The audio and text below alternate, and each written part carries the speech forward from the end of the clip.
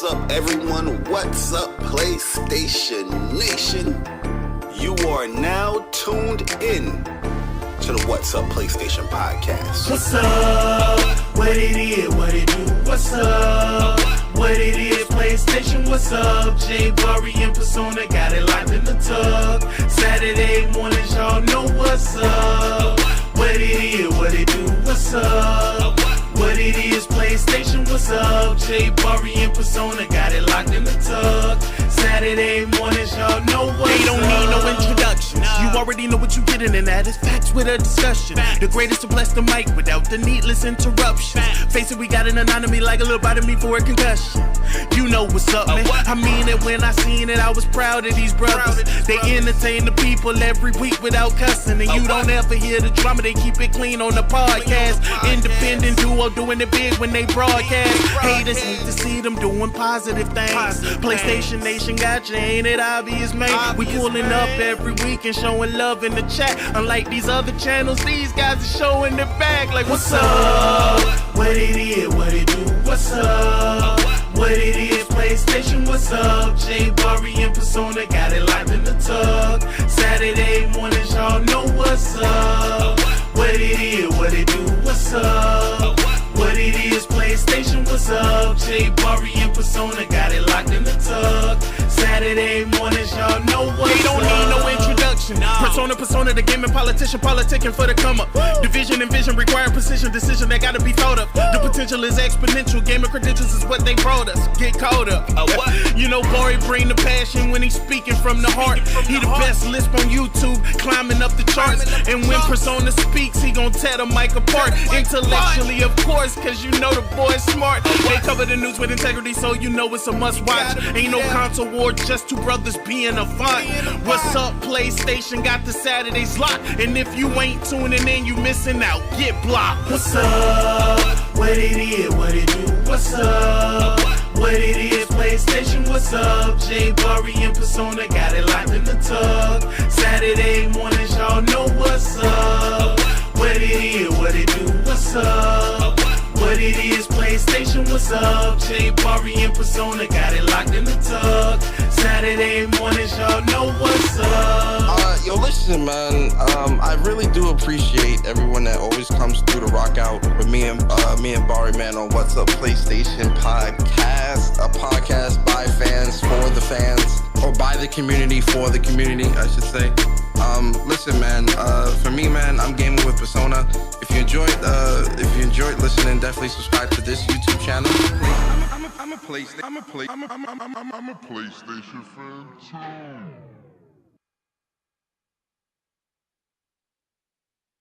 Yo, what's up, everyone? What's up, PlayStation Nation?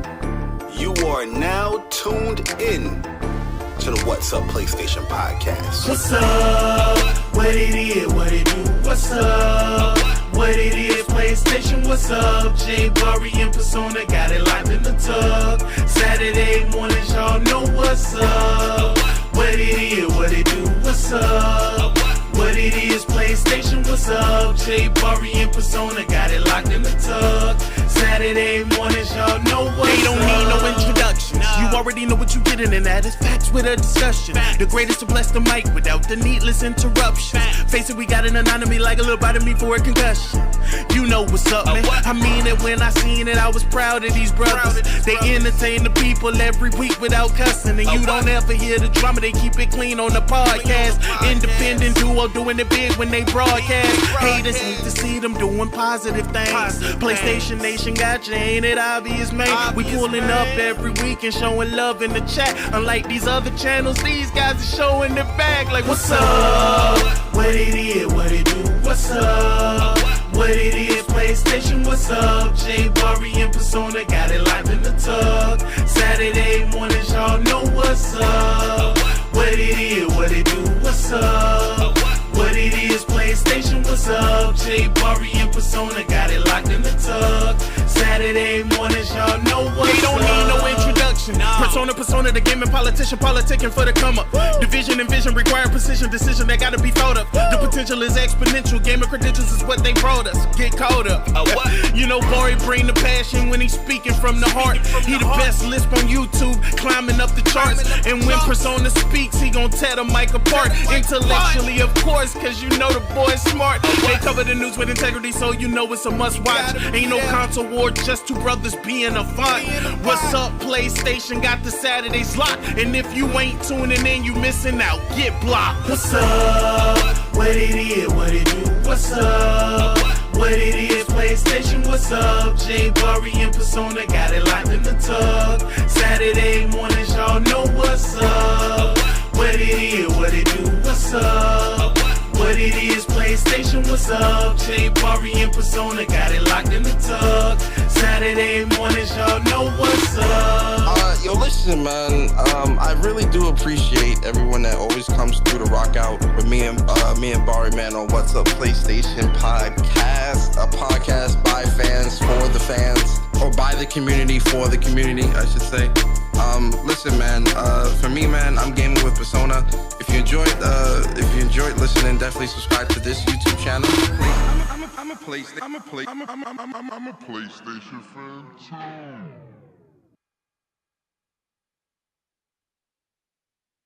Yo, what's up, everyone? What's up, PlayStation Nation? You are now tuned in to the What's Up PlayStation Podcast. What's up? What it is, what it do? What's up? What it is, PlayStation, what's up? J Bari and Persona got it locked in the tug. Saturday mornings, y'all know what's up. What it is, what it do? What's up? What it is, PlayStation, what's up? J Bari and Persona got it locked in the tug. Saturday mornings, y'all know what's up. They don't need no introduction. You already know what you getting, and that is facts with a discussion. The greatest to bless the mic without the needless interruption. Face it, we got an anatomy like a little bite of me for a concussion. You know what's up, man. I mean it when I seen it, I was proud of these brothers. They entertain the people every week without cussing. And you don't ever hear the drama, they keep it clean on the podcast. Independent duo doing it big when they broadcast. Haters hate to see them doing positive things. PlayStation Nation got you, ain't it obvious, man? We pulling up every week and showing love in the chat. Unlike these other channels, these guys are showing their back like, what's up? What it is, what it do? What's up? What it is, PlayStation, what's up? J Bari and Persona got it locked in the tug. Saturday mornings, y'all know what's up. What it is, what it do? What's up? What it is, PlayStation, what's up? J Bari and Persona got it locked in the tug.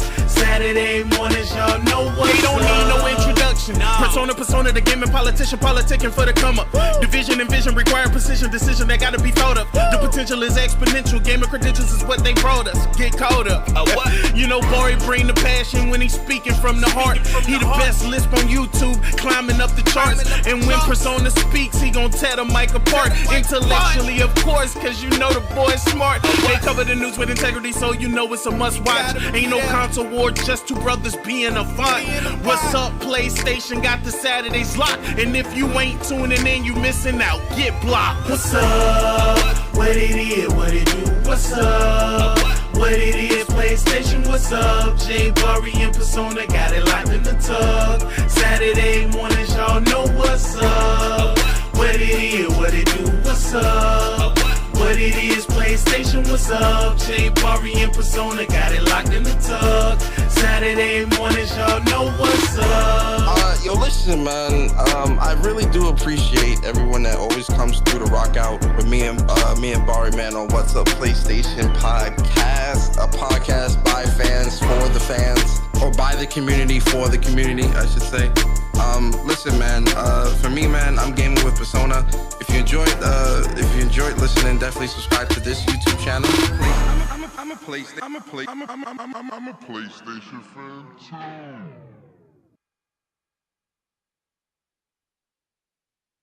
Yo, what's up, everyone? What's up, PlayStation Nation?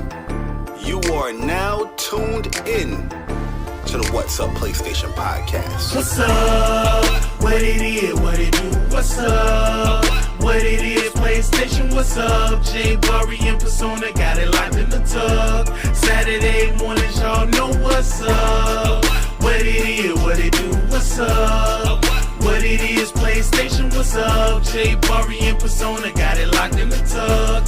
Saturday mornings, y'all know what's up. They don't need no introduction. You already know what you're getting, and that is facts with a discussion. The greatest to bless the mic without the needless interruption. Face it, we got an anatomy like a little bite of me for a concussion.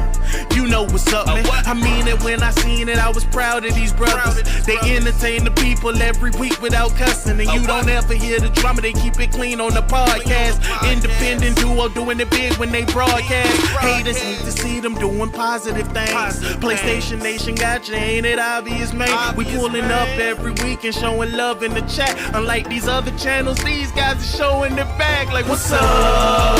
What it is, what it do, what's up? What it is, PlayStation, what's up? J Bari and Persona got it locked in the tug. Saturday mornings, y'all know what's up. What it is, what it do, what's up? What it is, PlayStation, what's up? J Bari and Persona got it locked in the tug. Saturday mornings, y'all know what's up. They don't need no introduction. Persona, the gaming politician, politicking for the come up. Division and vision require precision, decision that gotta be thought of. The potential is exponential. Gamer credentials is what they brought us. Get caught up. You know, Bari bring the passion when he's speaking from the heart. He the best lisp on YouTube, climbing up the charts. And when Persona speaks, he gon' tear the mic apart. Intellectually, of course, cause you know the boy's smart. They cover the news with integrity, so you know it's a must watch. Ain't no console war, just two brothers being a font. What's up, PlayStation got the Saturdays locked. And if you ain't tuning in, you missing out. Get blocked. What's up? What it is, what it do, what's up?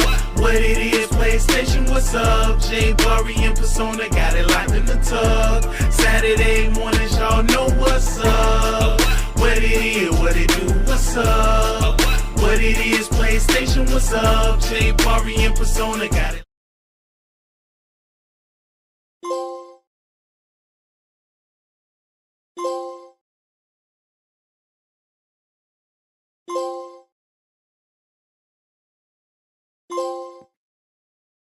Yo, what is good, YouTube? What's up, PlayStation Nation?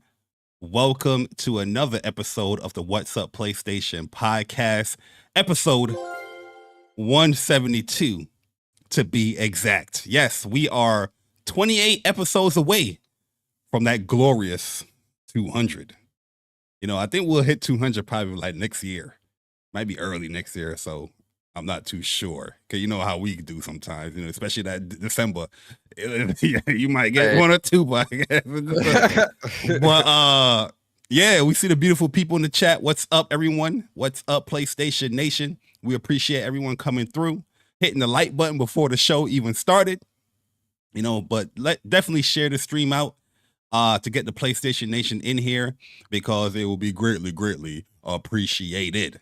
But yo, thank you, everyone. You know, we took a little hiatus last week, but we are back. And this month is kind of special, you know, because it's definitely a little spooky month. So definitely stay tuned and look out for certain things in the distance or over in the overlay for future episodes. You never know.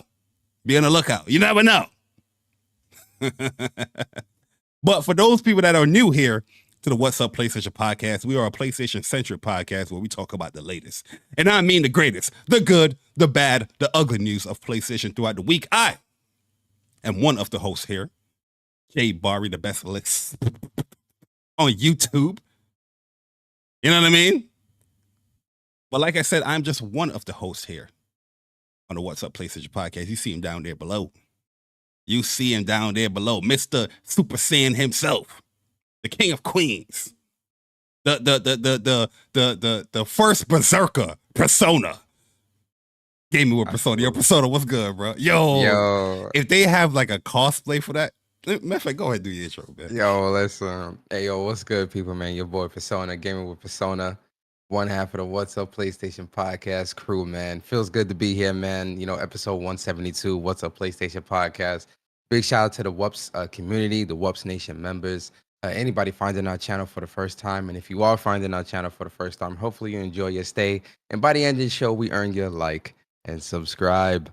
And yeah, man, listen, it's a great time, man. Definitely a long week. But I'm glad to be here, man. We appreciate everybody being understanding the last week as well. I had some family stuff that I was doing last week. So we couldn't do the show, but we back. We doing our thing, man. And we got a lot we're gonna talk about, man. Can't wait to get into it. Yeah, absolutely, man. So yeah, like I said, it's October. Halloween season is here.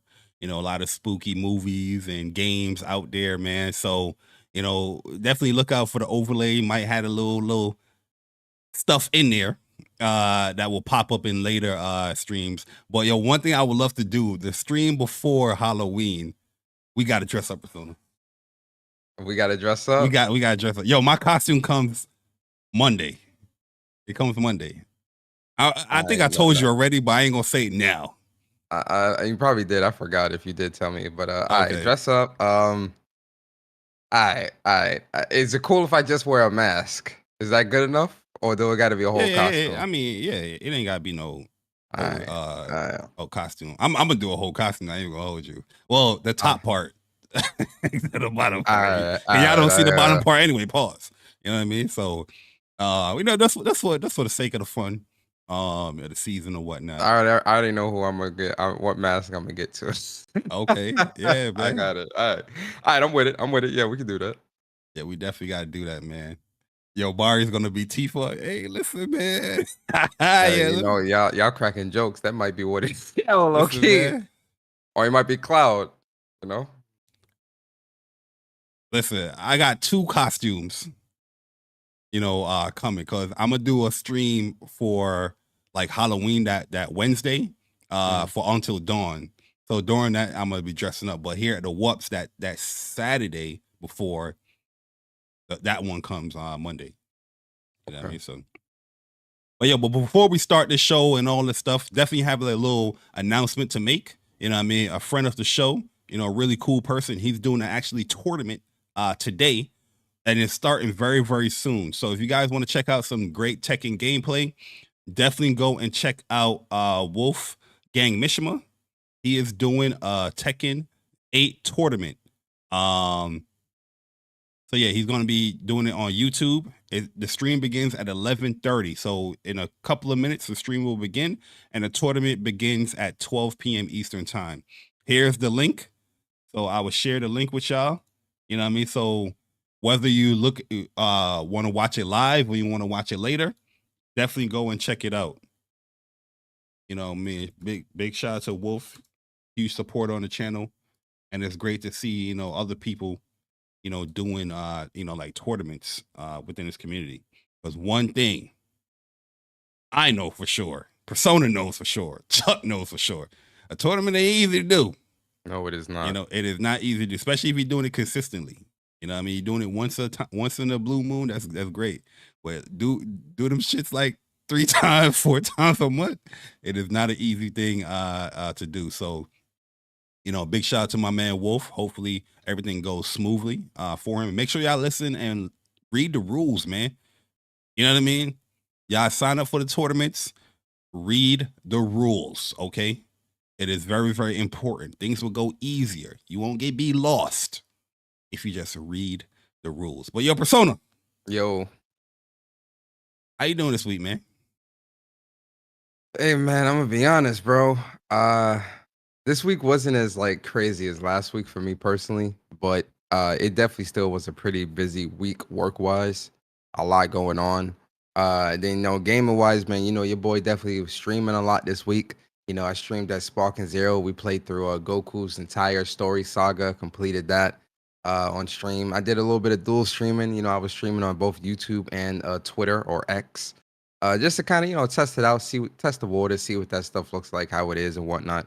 I think it's a cool feature. I think it's cool, dual streaming and stuff like that.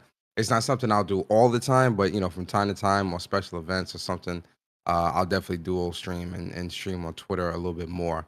And then last night, for those who pulled up, your boy, I had got into the first Berserker Kazan closed beta.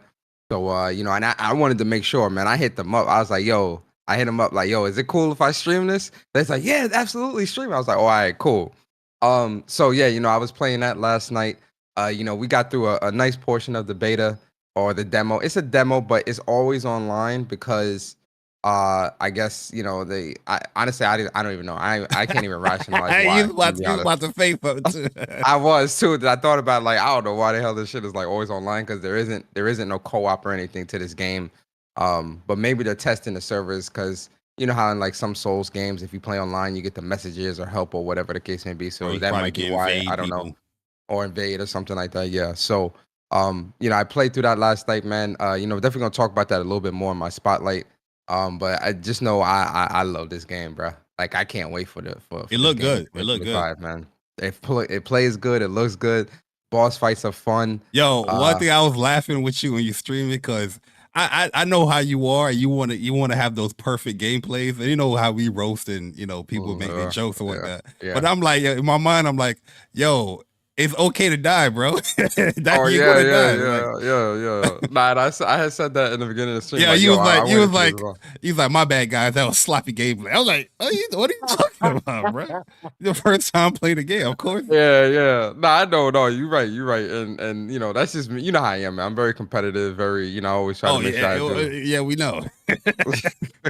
But it's a great game, fun game. I'm definitely gonna talk about it a little bit more in my spotlight, but. I'm really, really, really enjoying it a lot. I'm definitely going to try to complete the demo today, this afternoon, because there's still more that I have to do. Like that boss I was fighting last night, for those who were watching my stream, that wasn't the final boss for the demo. There's still more after that. So I made it to the crevice. That's a big demo because I stopped watching it like around. I know I was watching you for like 2 and 40 something minutes. You was going for a long time. You streaming for a long time. Yeah. You know what I mean? I was like, yo, let me watch this Dragon Ball Diamond real quick. Yeah, I'm gonna watch that this afternoon too. Yeah. Yeah, yo. I was like, damn, you was still like going. Even when I finished Mr. Crockett, you was still going. I was like, damn, yo, he's streaming this joint. So that's a big demo. Yeah, it's a big demo. And that final boss that I did fight, the Blade Phantom. Oh yeah. I was there with that. Yeah, that looked. Yo, that boss is actually talking about the one where you got the spear or the little. No. After the fact. No, this is the final boss that I fought before I ended the stream. The actual Blade Phantom, which is the person that's like invading your body. You fight him at a certain point, and like, yo, he was tough, man. He is very tough, very, very difficult, very methodical, man. You gotta have that's definitely a knowledge check or a game check for that boss right there, because throughout the entire I'm gonna talk about it in my spotlight. I could really talk about that for like another 30 minutes. So yeah, but gaming wise, been playing Sparking Zero, been playing the first Berserker, Kazan, all that stuff. Just gaming it up, man. October. Yo, man, I just asked you how was your week, man. You talking about gaming? You acting like you're a gamer, bro. What's going on? You're right. Why am I pretending? But yo, Bari, enough about me. What about you, man? How was your week, man? How you feeling, man? How's everything with you, bro? I know you dealing with it this week, bro. I know you are. I see the bags under your eyes. Yo, I tell you, yo, sleep is nothing over here this week. Well, for the last 2 weeks, to be honest with you, it's just been crazy. Or 2.5 weeks have been crazy, and still dealing with like work issues. It keep coming up. I don't know what the hell's going on, but it got me going into the office more than usual.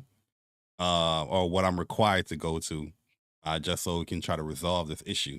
You know what I mean? So like gaming wise, I've been gaming, but not to the level as far as like how I really want to, because I'll be like, yo, after work, I'm about to Sparking Zero. I'm in there. I'm about to beat this story. And I'm not, bro. I'm like, yo, I'm a person that I don't fall asleep when I'm playing games. I never do that, bro. I guess maybe because I'm in the 40s now. I don't know, bro, what's going on, but I never do that, bro. I'm normally a very like in my zone type of person. If I'm playing a game, I stay to play the game and I'll turn it off. Yo, I woke up, I was like, oh shit.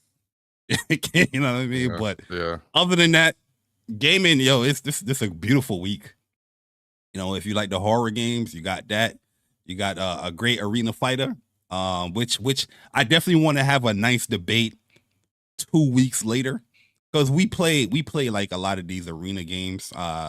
Chuck, he play a lot of these arena games, and I definitely want to have like a debate, kind of like where does this game stand between all the arena games that have been played. But it's still very early because a lot of difference of opinions so far already with it. But I am enjoying Sparking Zero. Get my ass washed up a little bit because I'm trying to learn the game, and the people that fight it, they ain't trying to learn shit, yo. They just like, yo, we press a button. They yeah, mash you know the what I victory. mean. So there's certain things I'm just like, all right, you get that, but when I'm saucing in the game, man. So shout out to Kid Boo.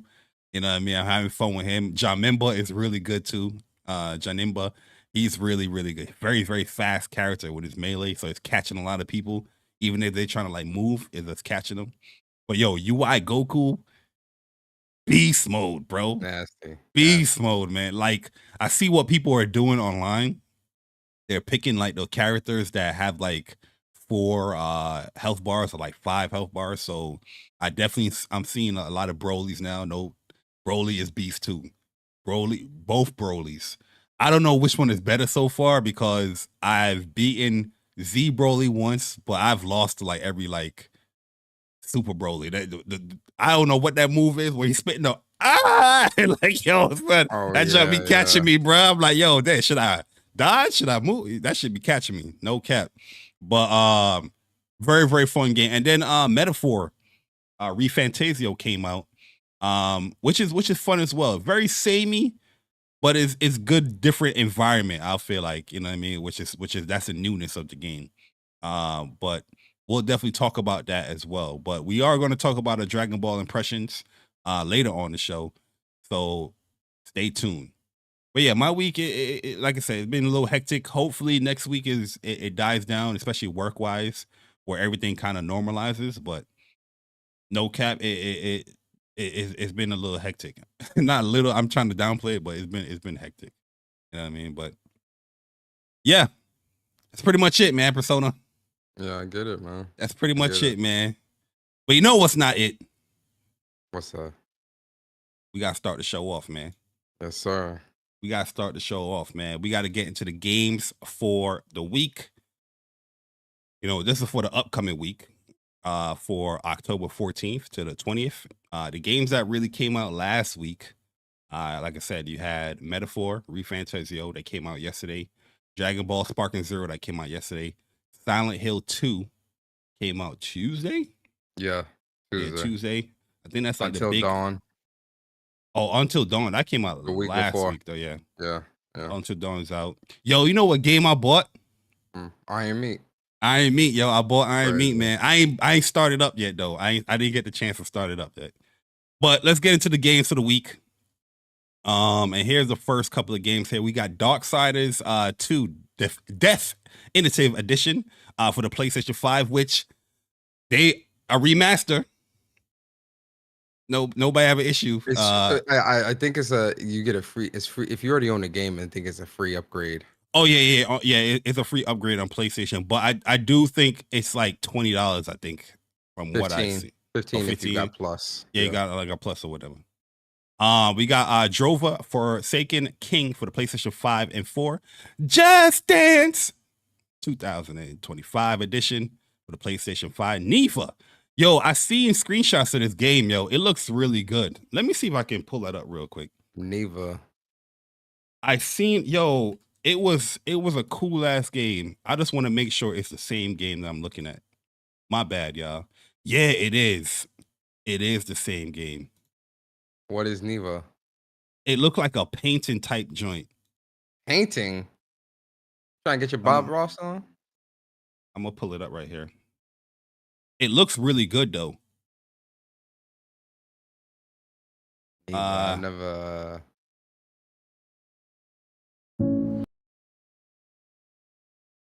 This is Neva. It looks beautiful, man. I saw this. I think it was like a trailer I saw on Twitter, and I was like, "Oh, this look good." It's like an action game though.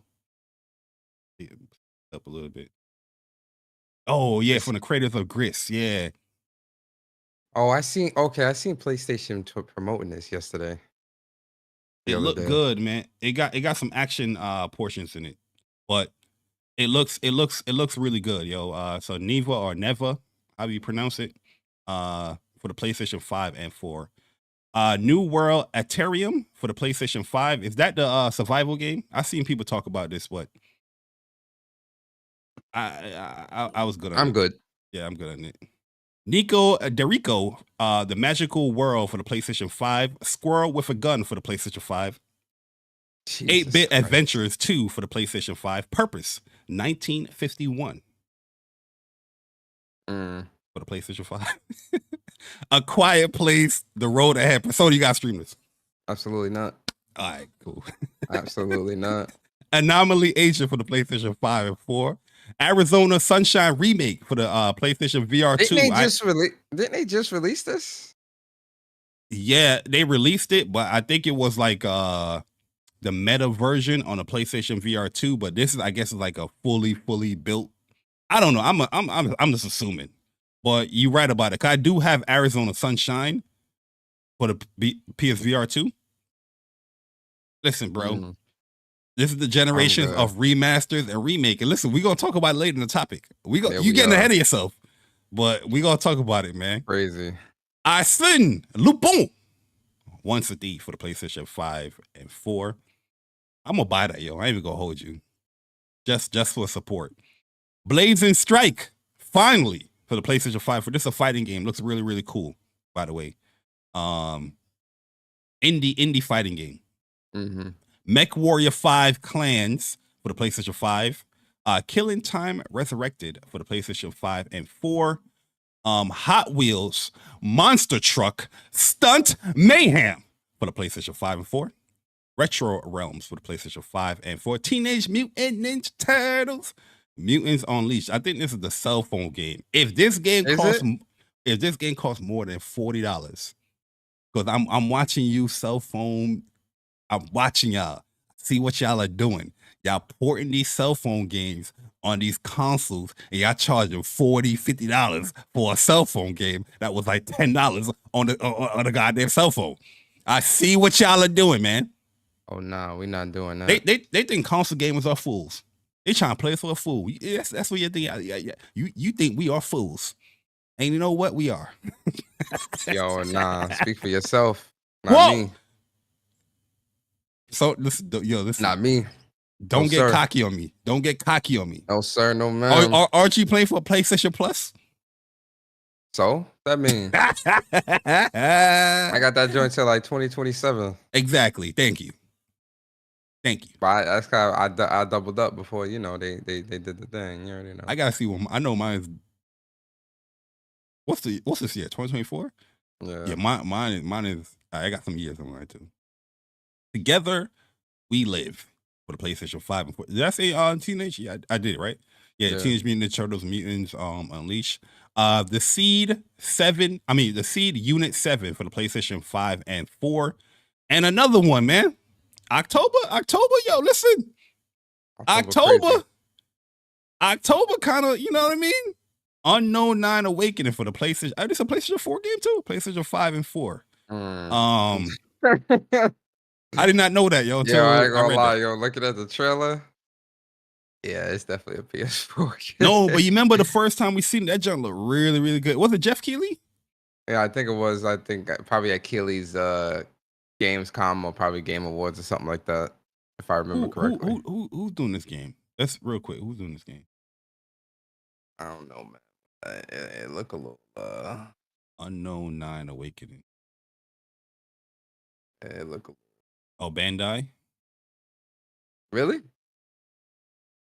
Yeah, I think Bandai is a publisher.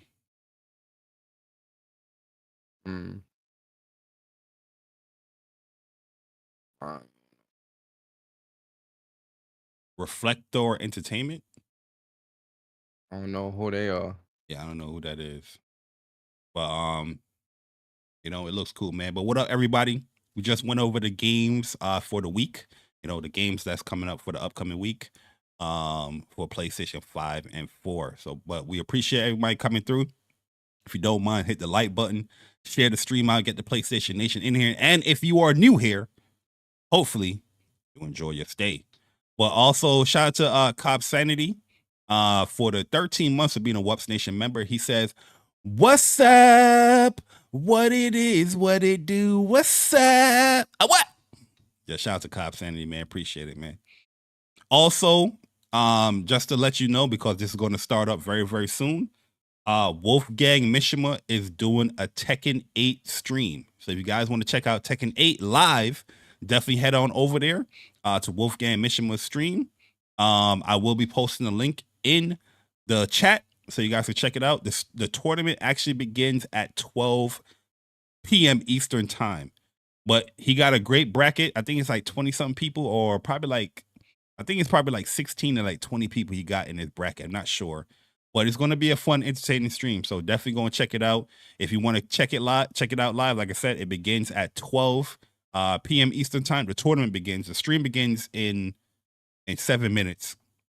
But if you want to check it out later, I also will have the link in the description, and we posting it up, periodically, so you guys can check it out. Yo, A-Kill, what up, man? That's my man, A-Kill. That's my guy. Yo, Shaba Dragon, appreciate the 29 months of being a WUPS Nation member. Says morning chat mods. What's up, PlayStation podcast? That's you too, Persona. That's you. Just letting you know. Yes, Just sir. letting you know. If it's Yes, too sir. late for breakfast, lunch will do. This podcast will enhance your lunch too. Yo, bars? Yo, what's Right. up, PlayStation Podcast Pro? Yo, WUPS that's gonna Pro? Yo, that WUPS weekend Pro? we should probably name the show WUPS Pro. WUPS Pro. Yeah. Yo, that weekend is gonna be special, man, because we're gonna have the impressions Yep. pretty much off.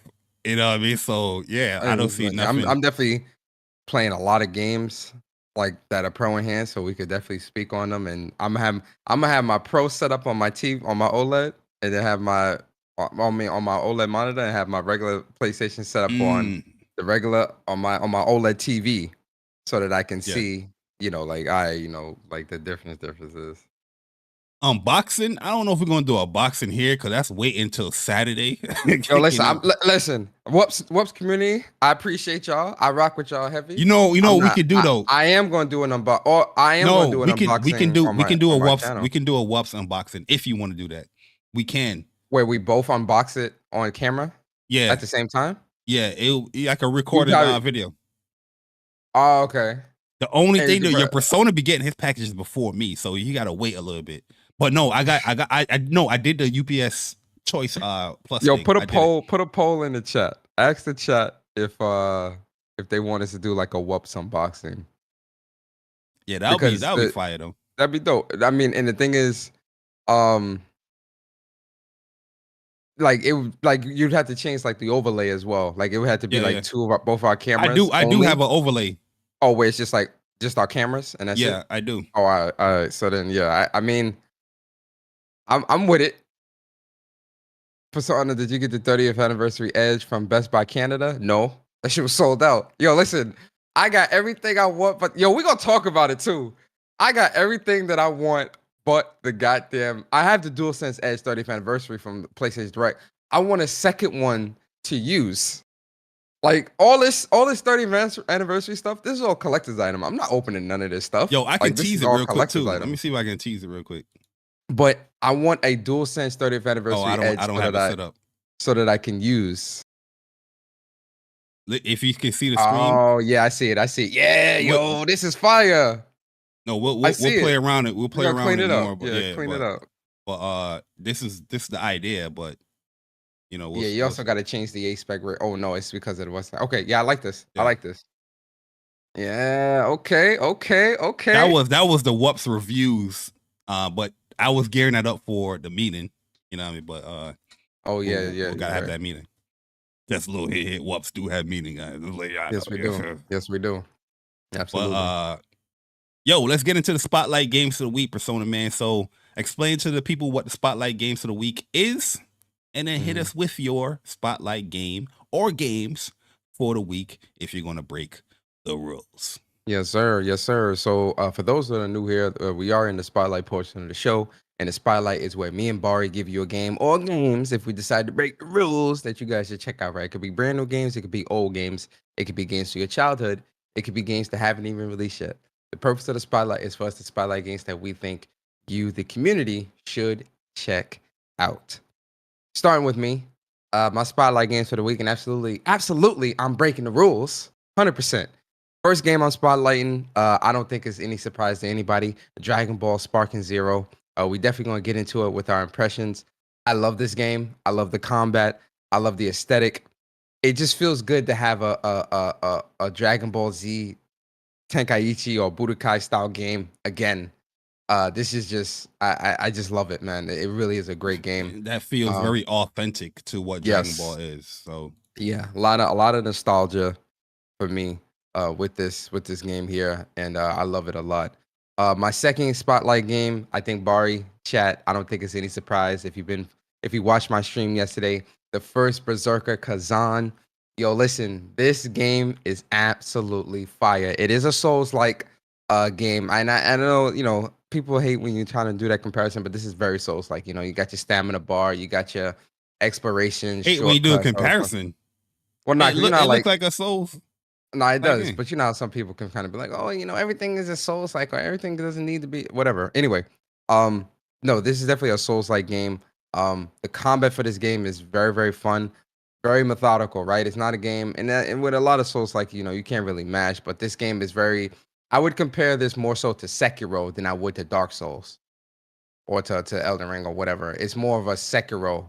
More compared to Sekiro because when it comes to fighting the enemies, albeit sub bosses, main bosses, or even regular enemies, their stamina bar or their poise or whatever you want to call it, it's really important that you kind of focus on bringing that bar down so that you can really maximize your damage on the enemies that you're fighting. And again, just like I said, especially with the bosses and things like that. So perfect block, perfect dodge, counter-attacking and things like that. Those are the mechanics that you're going to want to use more so especially when it comes to, perfect blocking and counterattack. You want to use that, I would even say more than dodging, because you want to get that stamina bar down for them to get them into a tired state so that you can really capitalize on damage.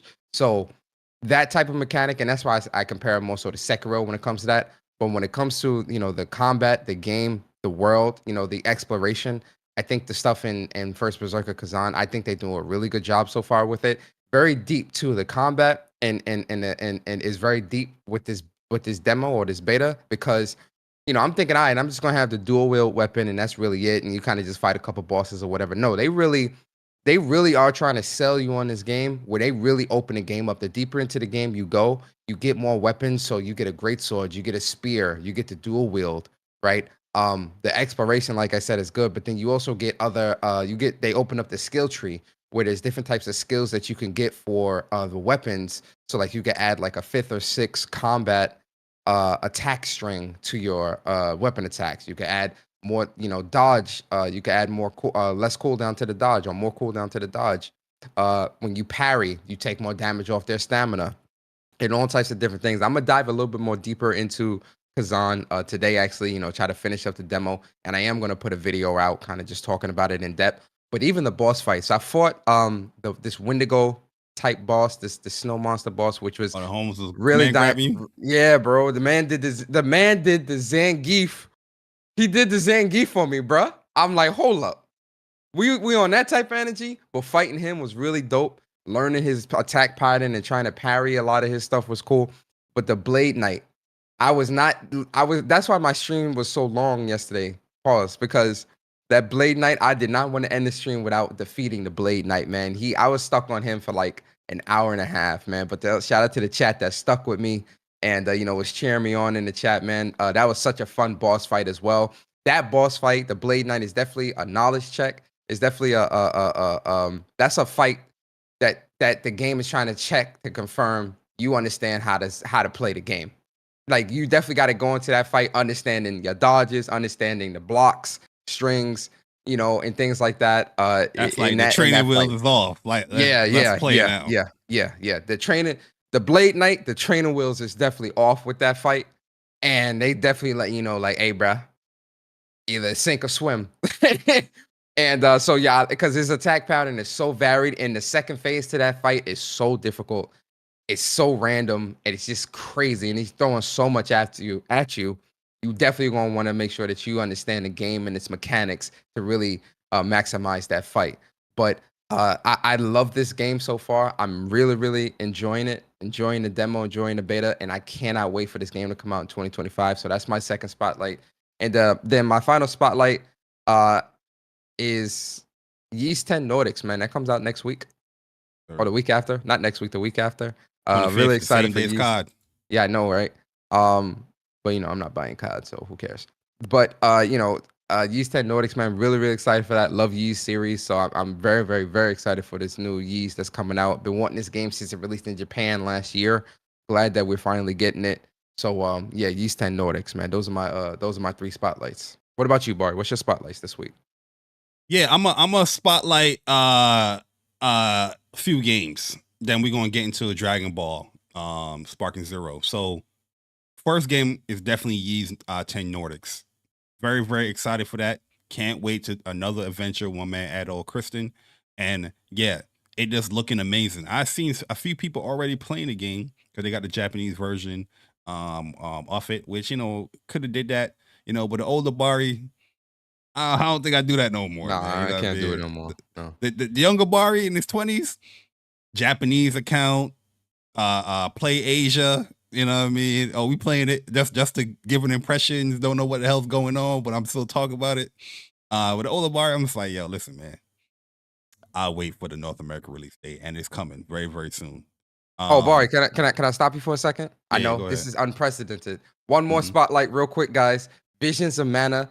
Buy this game, play this game, enjoy this game. I platinumed it last weekend.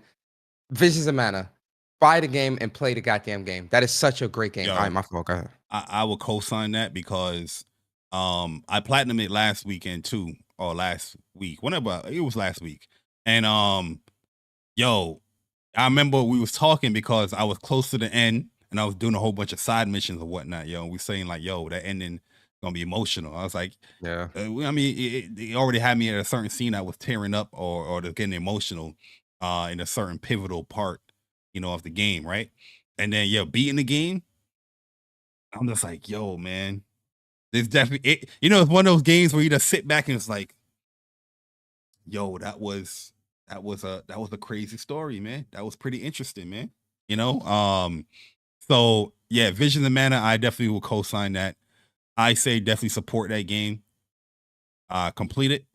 The platinum, I don't think it's too hard to get. You have the two boss fights that you have to do. Hard mode is crazy. That black rabbi was harder than that dragon, yo. I was like, yo, hold up, should I even lower this junk? Because I think the only requirement for the hard difficulty is the dragon. You know what I mean? But I persevered. Shout out to Morley, the best character in the game, and the gameplay wise, best character in the game. But yeah, great game. Another one I want to spotlight. You see the trailer being played. PlayStation Nation. I'm gonna talk to y'all. Okay, I'm gonna talk to y'all very, very soon when we go over them Circana numbers. Okay, Fins is getting kicked up in this mall. Okay, Final Fantasy VII Rebirth. It's the game of the year. The best game to come to this damn platform. Go ahead, support it, buy it, play it. I think they got like a 40% sale going on right now, or it's like $40 for the game right now. Yo, this is the best game you play this year. Gameplay, story, character development. It is amazing. If you want content, you know how people be talking about, I'm paying $70. If you want content, you can live in this game for like 300 hours. Real talk. There's a lot of things to do here. $70 game. It's on sale right now. Purchase Final Fantasy VII Rebirth. You will not be disappointed. Guaranteed. The last game I'm going to spotlight, Persona. Since we're getting into the arena fighter, mode real quick. Dragon Ball is my favorite anime of all time. But the things that I'm seeing when it comes to this Bleach, Rebirth of Souls. This thing is looking good. And I mean good. So yeah, Bleach, Rebirth of Souls. The game, every time I see a new trailer for a new character, it just looks more amazing. Can't wait to play it. It definitely got pushed into 2025. It was supposed to come out 2024, but it got pushed in 2025. I ain't mad at it. Gives more time. Sparking Zero, which is amazing as well.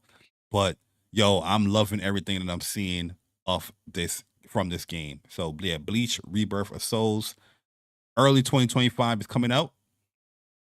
You know, we're gonna be definitely talking about it, giving our impressions on that here. But let's get into our Dragon Ball Sparking Zero impressions persona. Because I put about, I want to say 7 hours into the game so far. I haven't completed the story yet. You know, I failed that mission. You know what I mean? Even though I said I was going to do it, I failed that mission of doing it. Because I started up playing rank, man. You know, once you start playing rank, it's just like, yo, I come back. You know, you start procrastinating. I come back to the story.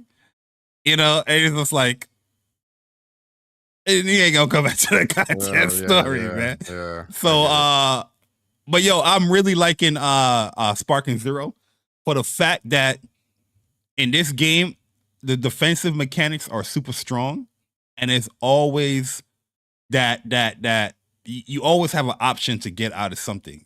You know what I mean? As much as what the game could do on an offensive level, there's more that you can do on a defensive level, and you can always counter something. So I feel like that's a great thing going on. Gameplay wise, animations, the look, the feel of the game. I don't know what it is as well, because when it comes to the net code, I feel like the net code is really good. It's delay based, but like I said, I play a lot of these arena games, and the net code be ass, yo. Like, you feel that right away. It is straight butt cheeks. I've played about, I want to say like 16 or 18 ranked matches so far, and I feel like I never had a bad experience. Like, damn, this person just like, you know what I mean? But yeah, I am getting my ass kicked in the game, but I am having fun learning to see what people are doing and trying to counter that. I do enjoy that. But yeah, as far as like an authentic Dragon Ball Z, Dragon Ball Super game, this feels good, yo. This feels good. Yeah, the rank system is typically like every other arena game. Mostly like it's very similar to Jump Force, to be honest with you, how the rank system was in Jump Force. But you're not really losing that much points like that off of the L's. But how you feeling about the game, Persona, so far? How much hours you put into it, or how many time you put into it? Yeah, you know, it was funny. I think I put about like 21 hours into this game already, which is kind of crazy. Because the game released early access on Monday. But you know, for me, I do think, you know, I do agree with you where I do think that Dragon Ball Sparking Zero does a good job of being an authentic, not only Dragon Ball Z game, but also kind of capturing that old school Budokai 3, Budokai Tenkaichi vibe that, you know, a lot of us might have grown up on, remembering when it comes to those old school arena fighting games as well. I think this game does a good job of capturing that. I think the character selection is very vast. Like, there's somebody for everybody in this game. Like, everybody's here, literally. Like the GT, everyone. So I do like that they did take care to create a quality experience that Dragon Ball Z fans will love. The combat within the game, I do think the fighting is simple enough for someone to kind of pick up and play, but it's also layered enough to where if you wanted to get good at this game, there's a mountain you can, I don't want to say a mountain, but there's layers to it where you can definitely get better and really like get optimal with how you fight within the world. I do think this game specifically very counter and defense focused, right?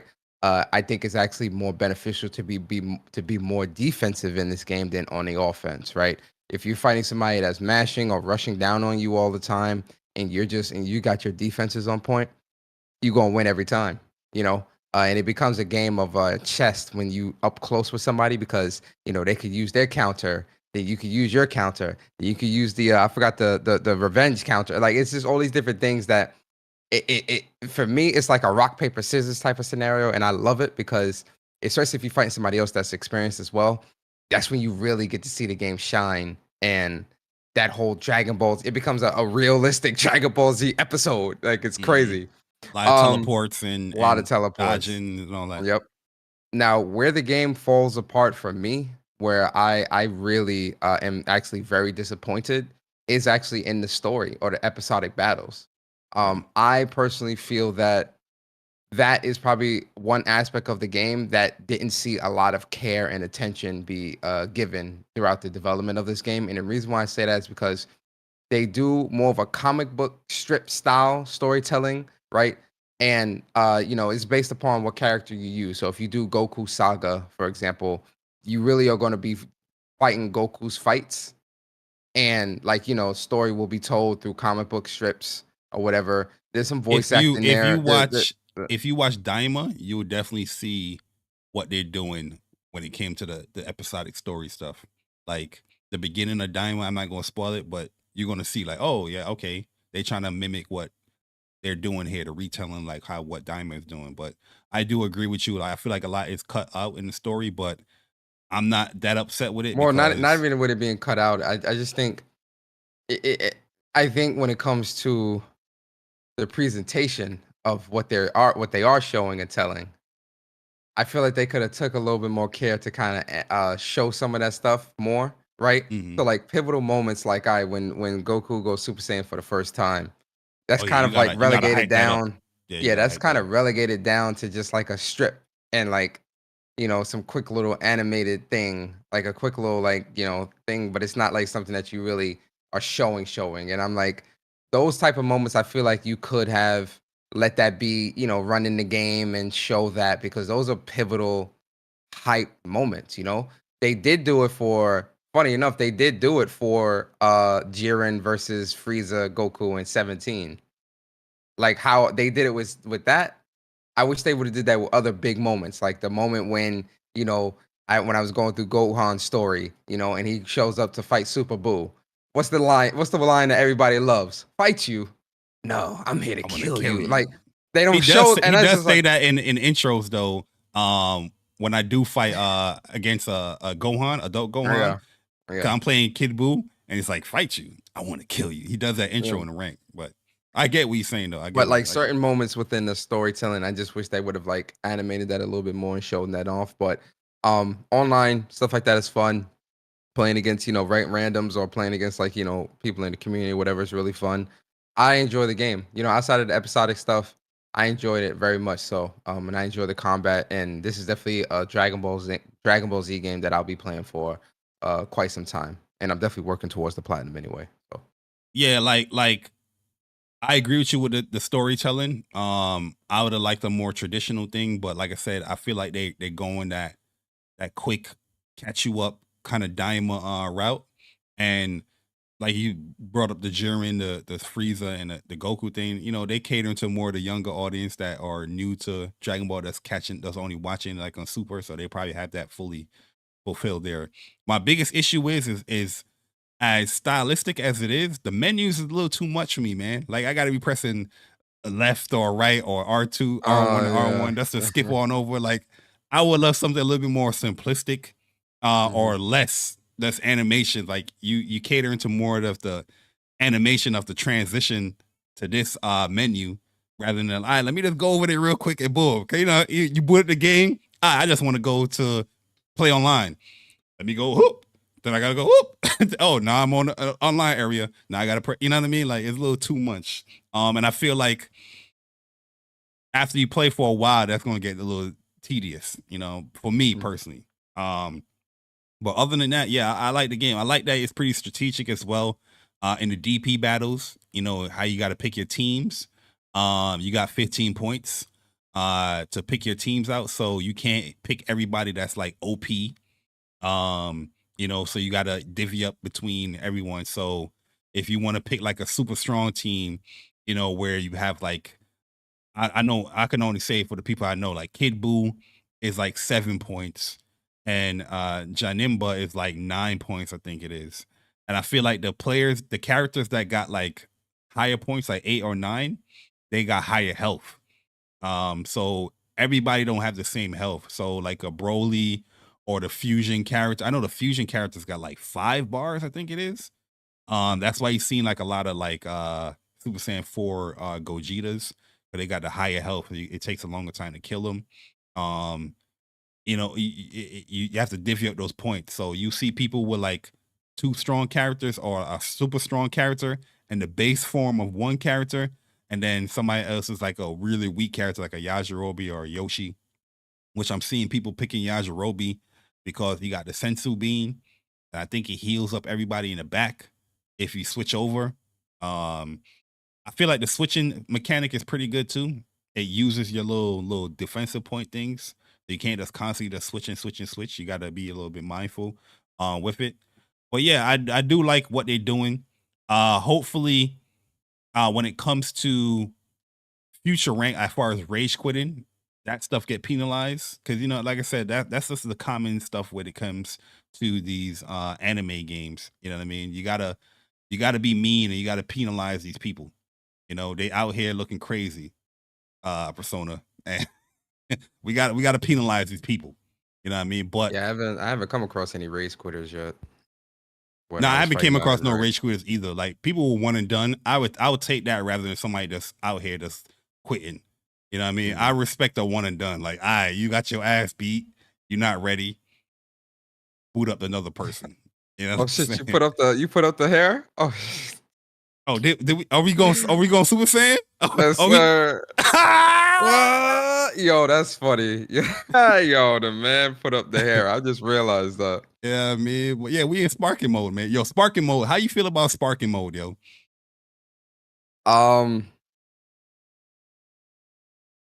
It can get abused. Like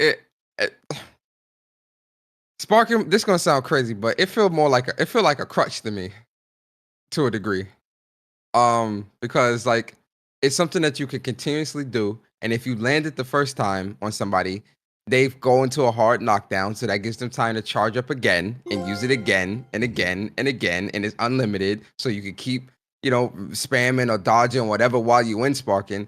It feels a little crutch to me. I won't lie, and I've used it a lot throughout the story because that AI kind of crazy, but the AI be using it too. Like people online, that's why like when people like far away charging, I don't stand there and watch that because what'll happen is people will be charging and you'll charge. Nah, I'm throwing them Kai blasts, man, to interrupt that, and then I'm gonna rush down on you and I'm gonna punish you.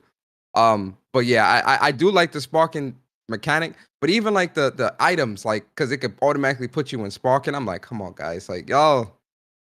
Oh, is the item stuff enabled in rank? Because there's times where somebody would go sparking, right?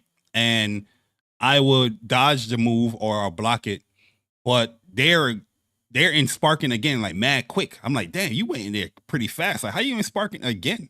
You know what I mean? Like, yeah, it definitely threw me off. There's an item that you can use that'll automatically throw you in sparking. Like automatically, like you pop it and it automatically push you into it. So see, I've seen an item in the store where you can buy them joints, but I haven't messed around with that stuff yet. Yeah. But when I feel like a lot of people's taking the hard knockdowns because they're not using. There's like 2 get-ups that you can do. Like when you press up and I think it's like square or something like that, and you go or up and X and you go right back into Dragon Dash and you right back on them, or you can just press like up as you dropping. He would like do like a quicker recovery kind of thing. Yeah. But I know because I'll hit somebody with like a move or sparking. I'm like, oh, they're not getting up. So I just charge. I just charge up. But yeah, like the only thing I don't like about sparking is you can counter it. But yo, I be this is a me issue. I be saving my I don't know what the number thing is called, because you can revenge counter when you're getting hit. When you press the R3 or however people have it, a circle or whatnot, or L1, whatever people have it, the button layout. But it uses up that bar, man, and that bar be mad clutch, man, to do the counters. But when you in sparking, you can just press square and dudes is like, bah, bah, bah, bah, bah, bah, bah, bah, bah, Yeah, it's bah, crazy. bah. I was like, yo, relax, bro. Yeah, but you Like- can also it depends because they hitting you in the front and you do that, you can hit that counter and punish Yeah, so I'm that. saying, but it uses it up. It uses like 2 of the little In that points, type of so- situation, I would use it though. Yeah, true. Because I'm trying to see. There's one match. It was a UI Goku, and he was just like pressing. I was like, all right, let me see when this person's going to like stop. He wasn't stopping, yo. And so I was just taking it. I was just like, pause. I was just taking it, bop, bop, bop, bop, and I got knocked down. He went right into his ultimate, and that just destroyed me. I was like, damn, all right, yo. I guess I'm going to have to spend this shit because that sparking melee is crazy. Yep. But yeah, the game is fun. I definitely see a lot of longevity with this game. I don't really see people complaining when it comes to characters, maybe because there's a lot of characters. Matter of fact, I do see it. The Gogetas. I see people complain about some rank is Gogeta. all Gogetas and UIs and Vegetos and Vegetos, stuff like yeah. I think one move is cheap as well. If you find a character that have after image strike, busted cheap. It's cheap, and Vegito has it. Videl has it. Quite a few characters have that shit. Kind of crazy. Yeah, you know what's crazy too? Hit. Every character has like a melee type special that they do, right? But it has like a range as far as how long it goes. Hit, it doesn't matter. Hit could be anywhere in the screen. His little is gonna clip you. So every time you see Hit ready up, you gotta block that, boy. You gotta block that because it doesn't matter. He's gonna come to you. Pause. He's gonna come to you and hit you. It's crazy, yo. With Hit, I'm pretty sure we found out the hard way because there's times where I was like mad far. I'm like, yo, all right, let me charge up. Nope. Boop. I'm like, oh. But Hit is crazy, man. You know who's OP too? Who? Metal Cooler. I've mostly been using Broly, and I haven't come across a lot of diversity when it comes to a lot of people. I just been using them up because I was watching Game Breaker God, right? Game Breaker God, he was using Metal Cooler. And I'm like, let me see what this dude is kind of saucing with this character. My man already S rank. I'm like, yo, he's like, yeah, Metal Cooler's the cheese. Because a lot of characters, their melee speed is different. And with the Android characters, you ain't got to charge up. You're just getting that key that's regularly. Even though the key kind of comes up, but the Android characters, you get it much faster. But yeah, Metal Cooler here is really good too. And he got the heals. His heal is not like the sleep. Like Barris and Boo, they got sleep where they get key and they get their heals. His joint is just heal. It's much faster. You know what I mean? He can heal up. But yeah, that is our Dragon Ball Sparking Zero impressions. Yes, I wasn't going to do it, but I was like, you know what, let's just do it. Do it, man. It was fun. It looked funny as hell too. You know what I mean? We depowered up. We're regular now. We're good. You know what I mean? So yo, Persona, let's get into it. And let's start the show off, man. And let's get into some news. Man, that was a long ass beginning of the show, man. It's almost an hour, bro. Crazy. What do you think this is? Some messages too. Oh yeah. What do you think this is? A council podcast? Oh man. Yo, shout out to E Rice for the $5 Android user. Jay Bari. Twitter is saying Metaphor ReFantazio is better than Final Fantasy VII Rebirth. Speak on it, please. Crazy. You started up Metaphor too, didn't you? Yeah, I'm playing Metaphor. I got like 5 hours in it because I had to replay from the demo. I'll say this with Metaphor is a really good game, but it got some glaring issues, right? The audio is out of whack. There's times where the audio will be normal in conversations, and there's times where it's super low. Persona got the same monitor that I have, so he can attest to this. This monitor speakers is by far the best in-speaker I've ever witnessed on a monitor or whatever, right? So you don't have to put the volume up really loud. I be having my joint on 20. That's the max I would do. With Metaphor, I be having this joint up on 60 because you can't hear nothing. You can't hear. I'm like, what the hell is going on with the audio? It's out of whack. It doesn't make any sense.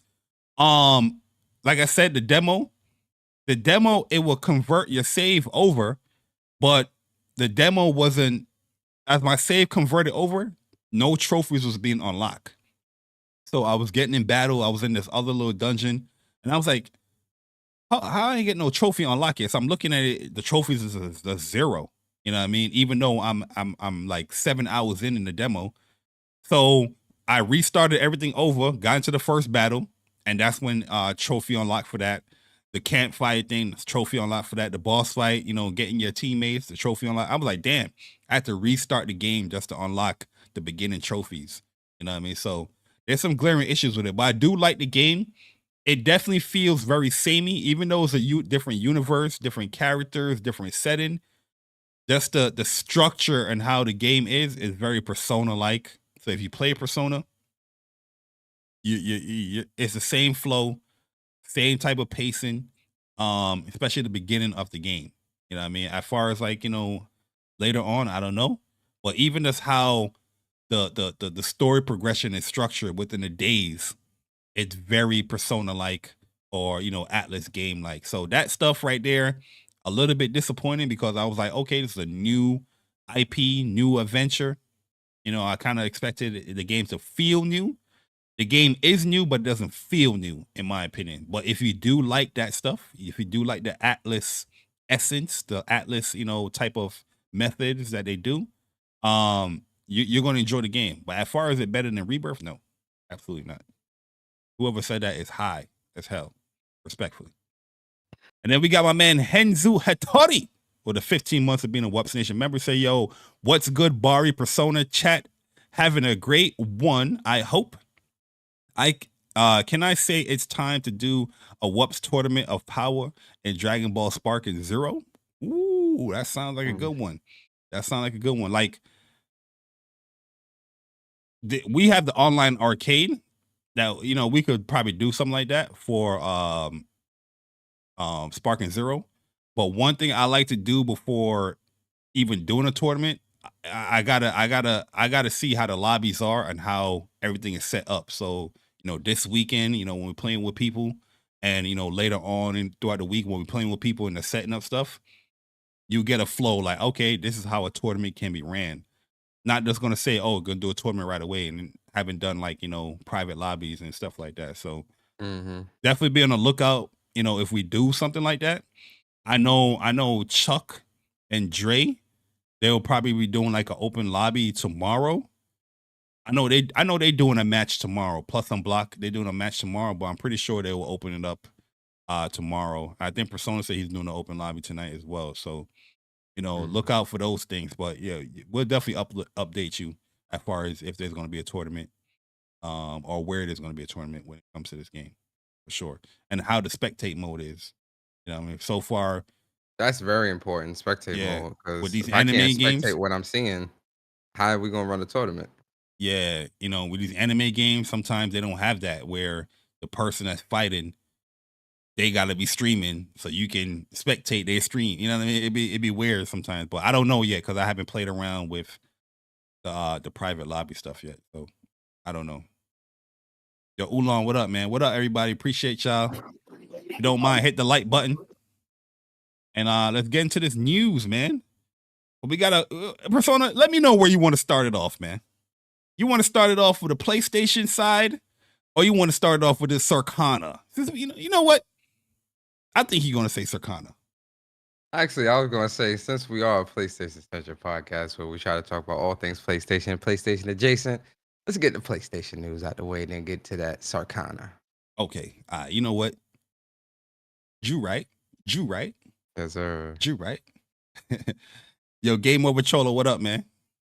All right, yo. So let's get into a Persona. This is gonna be an interesting one. I definitely want to hear your review score now, because you be wilding on your review scores. You be down and out, and they be like, hey, A+. You know what I mean? And then when you super excited, oh, C-. You know what I mean? I don't know what's going on with you when it comes to your reviews, when it comes to this PlayStation Plus every goddamn month that we do here on this podcast. But let's see what you're gonna say today. Here are the PlayStation Plus games catalog for the month of October. And it's quite strikingly good this month, in my personal opinion. So we got Dead Island 2. The first game we have up here. 2 Point Campus. Next game we have up here, the Dark Pictures anthology, The Devil in Me. So this is Supermassive. Okay. Whoa.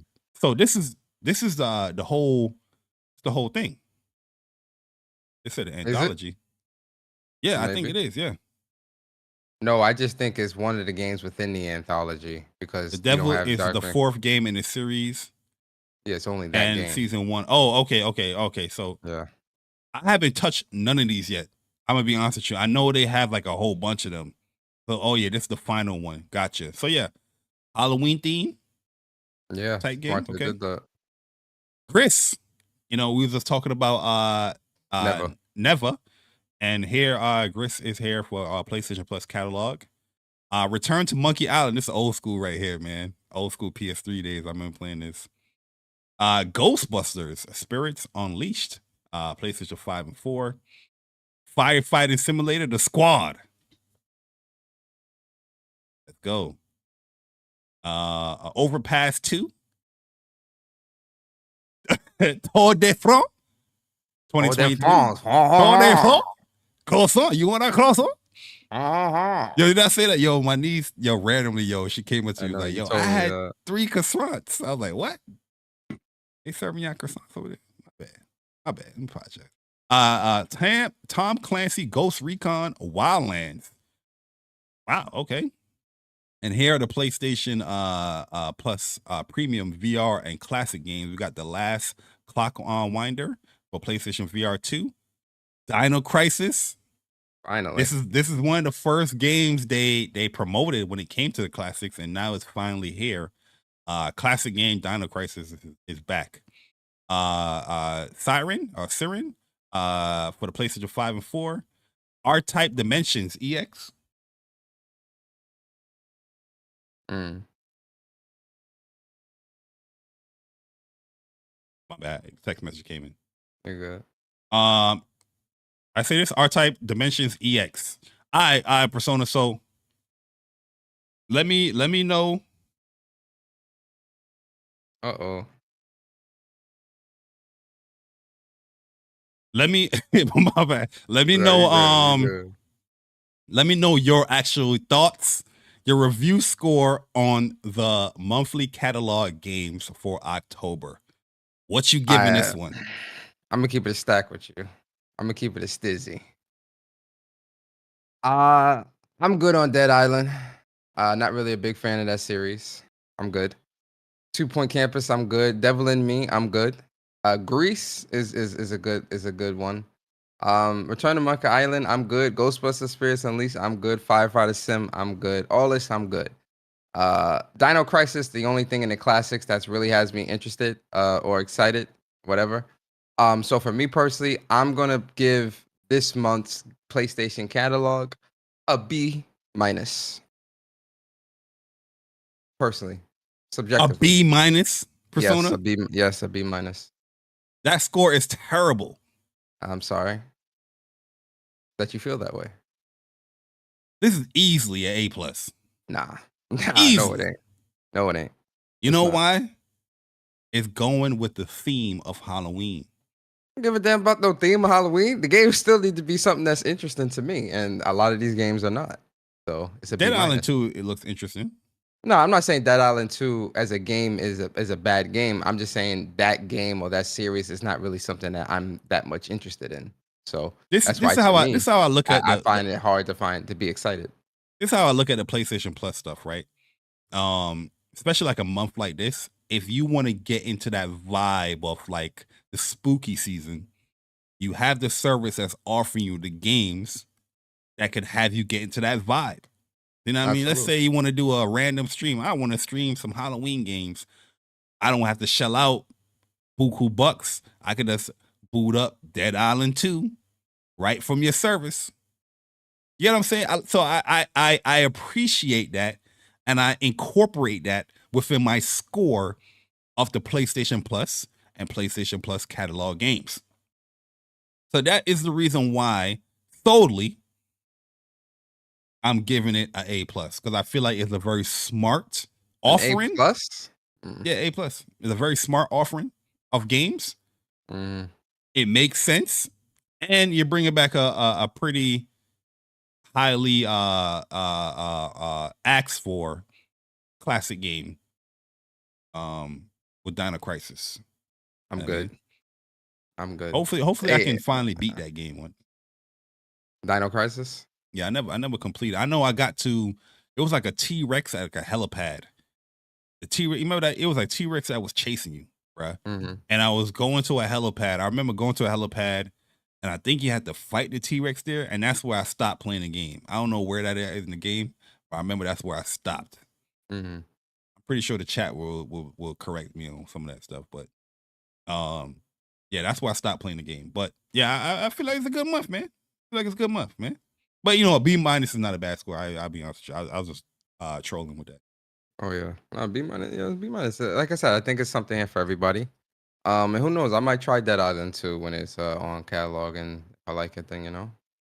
But it's too many other games right now, so that ain't happening. So that is it ain't happening for you. Yes, 100%. But you know what did happen for you, Persona? What's that? There's a game that you platinum recently. Mm. You know, I platinum games, really? yeah. It came out in September, Mm. and PlayStation out here asking the PlayStation Nation, you, they're asking you. Oh, me? The Player's Choice, you. The Player's Choice award. You know what I mean? We kind of missed the actual voting, but we found out what game won the PlayStation Player's Choice award for New Game September, and it was Astrobot. As it should. Astrobot took the Player's Choice over, you know, a whole bunch of games, man. The poll is closed, damn. So, but yeah, I would have voted for Astrobot as well. For September? Yeah, I would have voted. Yeah, September, yeah. I definitely would Easy. have voted for Astrobot. 100%. Yeah. 100%. What else came out in September though? Trying to remember. I'm drawing a blank. I know Astrobot. Actually don't. I don't remember either, but I more than likely Astrobot would have been the game I voted for anyway. Oh, when did Visions come out? Oh, Space Marines 2. Visions came out in August. Space Marines 2 came out in September. It was Space Marines 2, it was Astrobot, and there was something else, but Visions of Matter came out in August 29th. Okay. Yo, so yeah, Space Marines 2 lost. As it should. It was woke. Nah, yo, Space Marines 2 is real talk. Space Marines 2, that campaign is dope as hell, man. I enjoyed. I'm gonna give it a go because, like I said, I personally didn't really like the PS3 one, but I'm hearing, like, I trust your opinion, so you know what I mean. I'm like, you know what? Maybe when that plus that pro come through, you know what I'm saying. Yeah. Listen, if you pick it up, because we can play that co-op. So if you do pick it up, that could be a WUPS game. Oh, it's like co-op game. Yeah, like, so I'll pick it up. I'll pick it up on a PlayStation and play through the campaign again. Oh, sure. But is it one of those co-op games where, let's say, you beat the game already, right? Wait, but is it co-op crossplay? No, I would pick it up on PlayStation. Okay, gotcha. And we can play it. So but it is co-op crossplay though, because but the invite system crossplay is kind of shitty.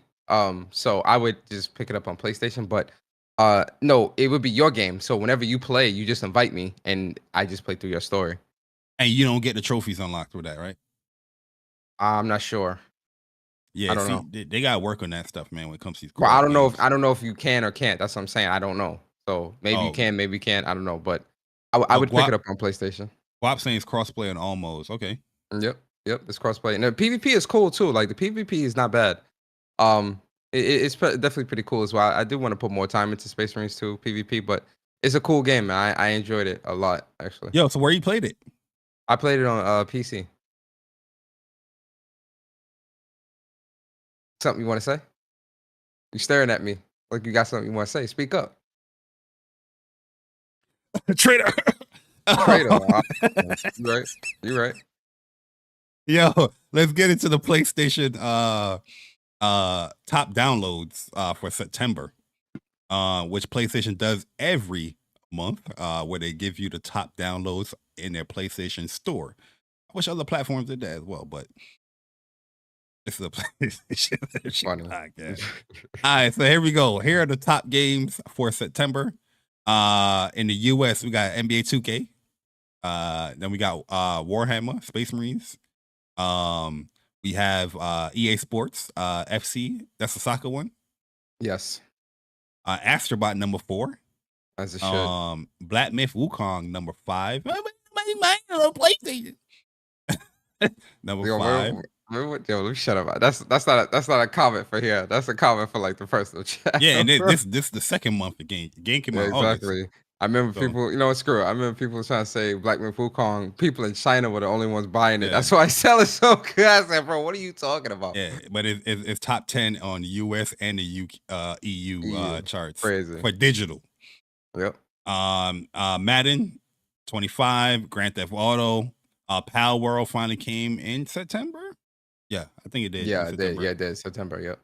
Yo, we're gonna talk about this right here in a second, but college football 25, surprisingly, no, it came out in August though.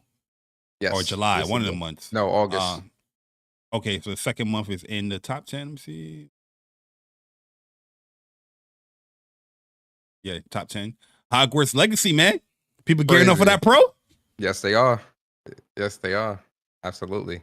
Star Wars Outlaws. Listen, Star Wars Outlaws. We got. I told y'all, bro. Listen, It's gonna sell. the name of Star Wars, the Star Wars name has so much power, staying power within nerd fandom that even, and I'm not saying Outlaws is a bad game because I don't think Outlaws is a bad game. I only put like 4 hours into it, but from what I played so far, I thought it was cool. I'm waiting on the pro for that though, but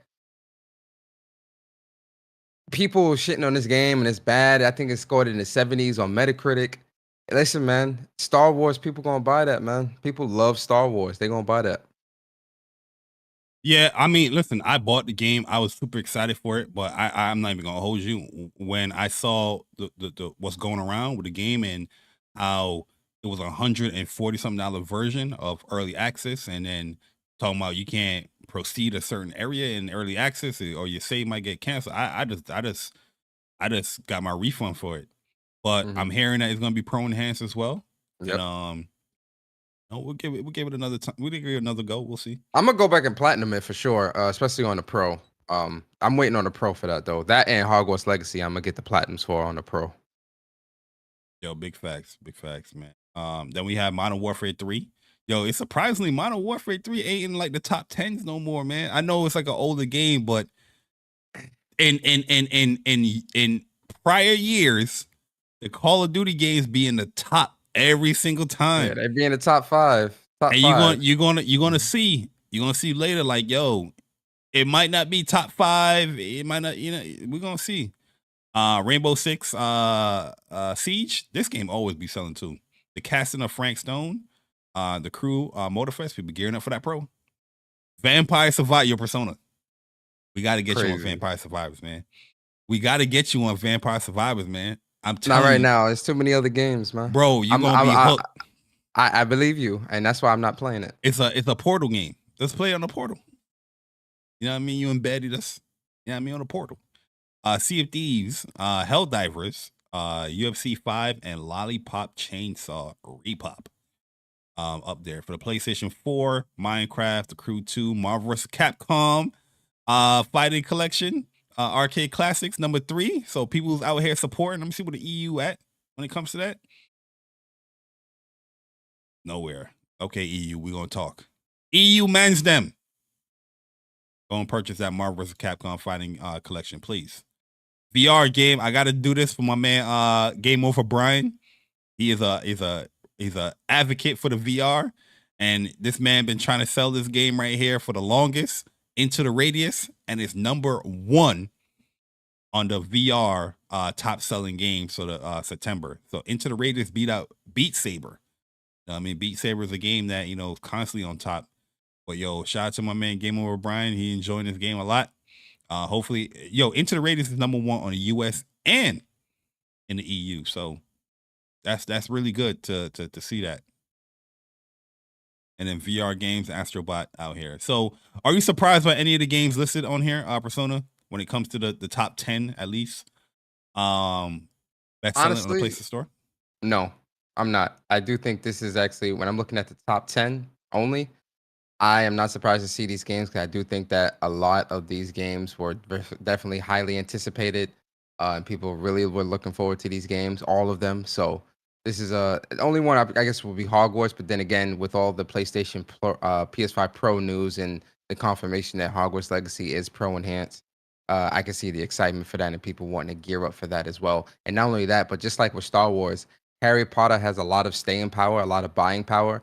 And the nerd fandom around Harry Potter and its lore, people are gonna buy that. People are gonna buy into that, especially a game like Hogwarts Legacy that sold extremely well, and is a really good. Like, if you want an authentic Harry Potter game, it don't get no better than Hogwarts Legacy, bro. Like, real talk. So yeah, I'm excited. I respect this list. Yeah, Into the Radius, from what Brian was telling me, it's like a survival type horror game.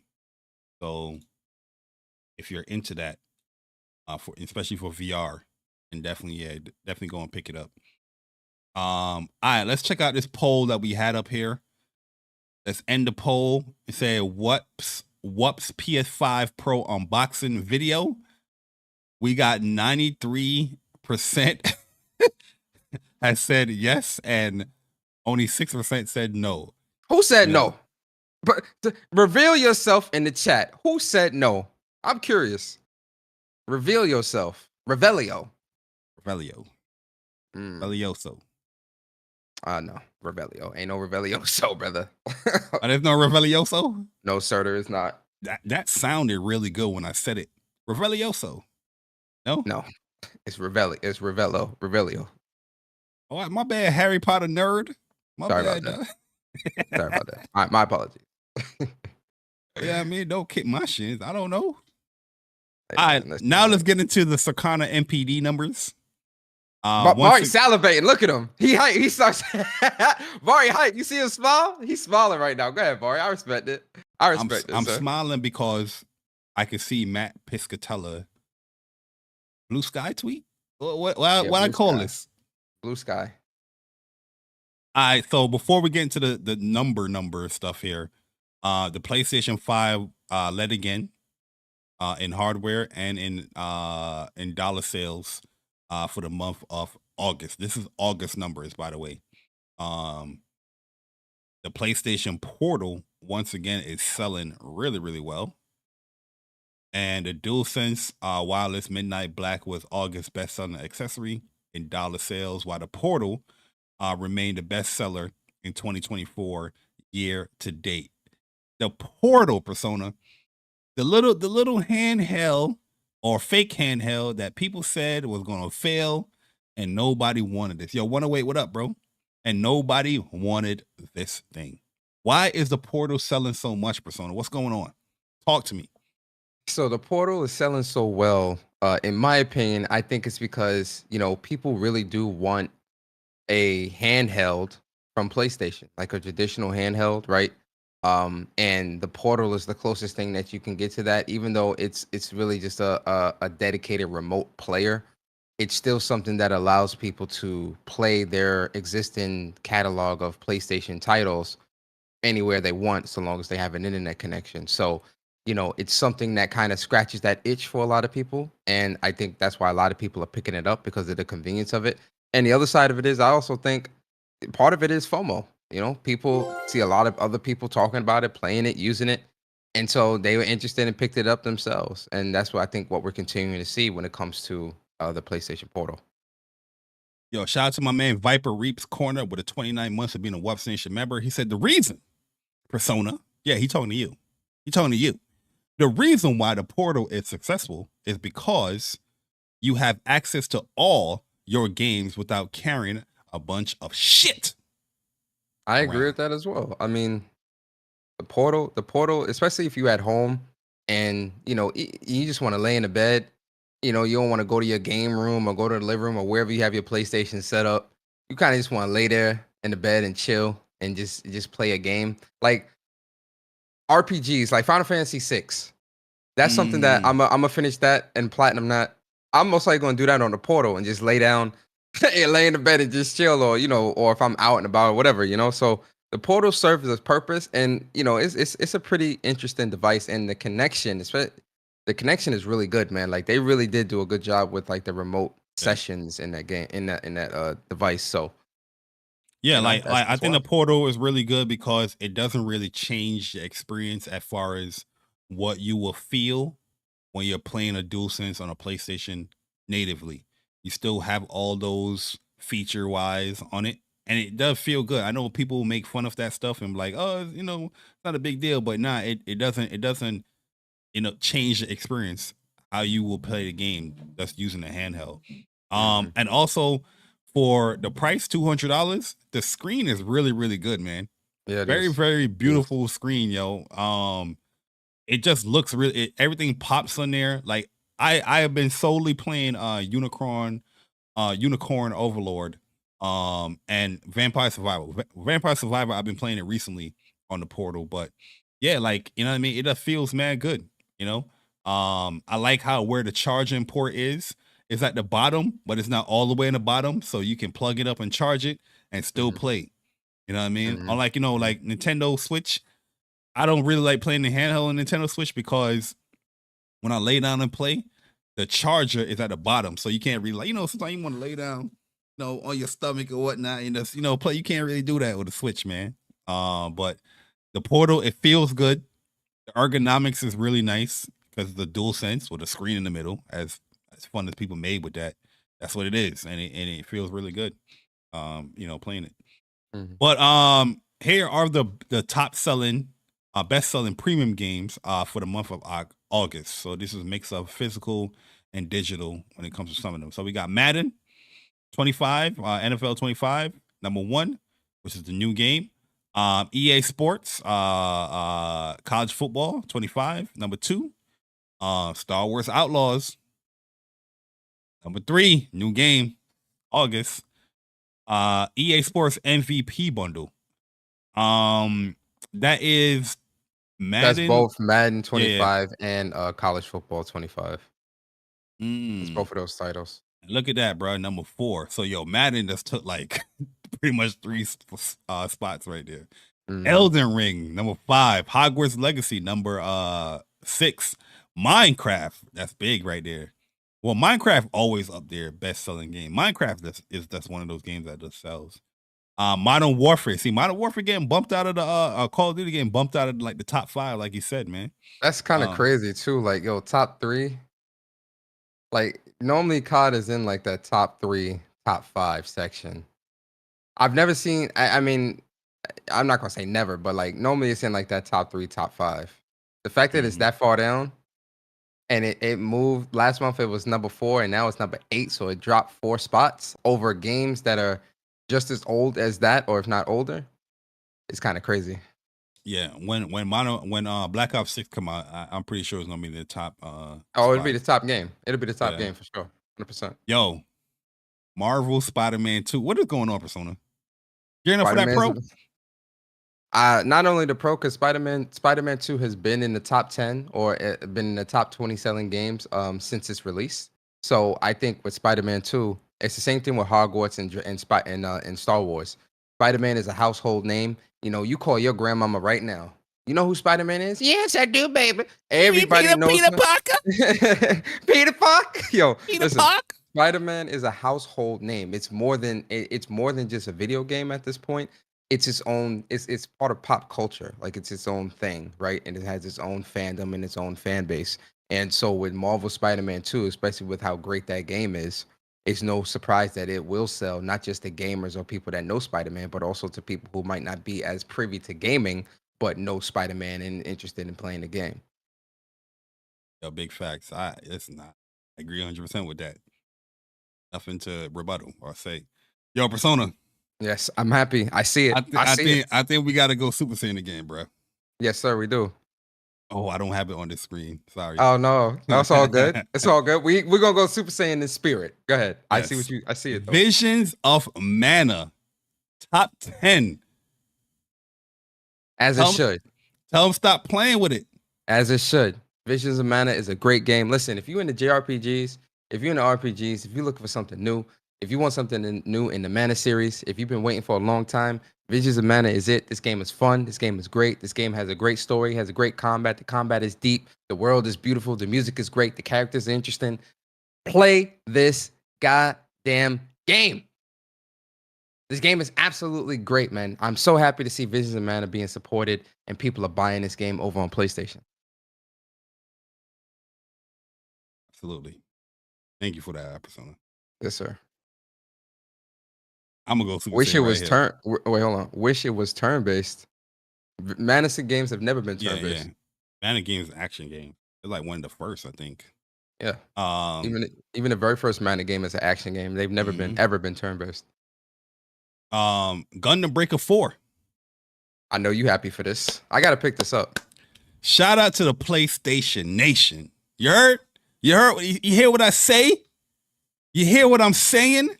Mhm. Number 11, That's good. That's good. best-selling games in August? Gundam? Fire. Yeah, round of applause. You know, we gotta give some respect to that. You know, give a little respect. I wonder if you can hear this. No, you don't hear it. Mm-mm. All right. So then we have the Elder Scrolls Online, number 12. Helldivers 2, number 13. That game is still selling. Crazy. Helldivers 2 and Spider-Man, they're gonna hit 20 million, yo. I wouldn't be surprised if Helldivers 2 isn't already at 20 million or close to it. Or It's even gotta be Spider-Man. right there. Spider-Man as well, yeah. They're showing the rankings for last month and this month. So Spider-Man 2 went up from last month. So that means the games are selling. You know what I mean? Crazy. Mario Kart 8, always gonna be up there. Ghost of Tsushima.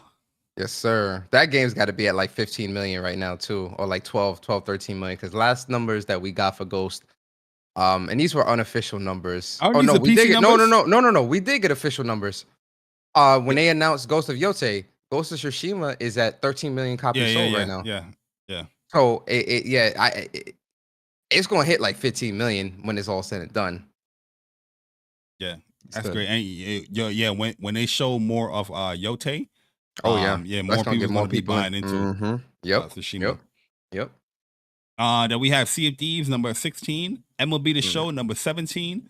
Forza Horizon 5, number 18. Gran Turismo 7, number 19. And EA Sports FC. This is shocking too, because the soccer games is always up there too. Seeing that at number 20? No, but this is 24. 25. I think 25 is coming out soon or something like that. Even so, though, EA Sports FC 24 being that low is kind of crazy, and the drop is crazy when you look at it, because from 9 to 20, Yeah. Crazy. Yeah, but I do think EA Sports FC is coming out. EA Sports FC 25, I think, is coming out end of this year or maybe early next year or something like that. I don't know how the soccer seasons go, so I can't really gauge it, but that's still kind of low for even a soccer game. Football. Football. All right, so here's the year to date. And in August 2024. So these are the best-selling games throughout the year. And right from the rip, college football 25, yo.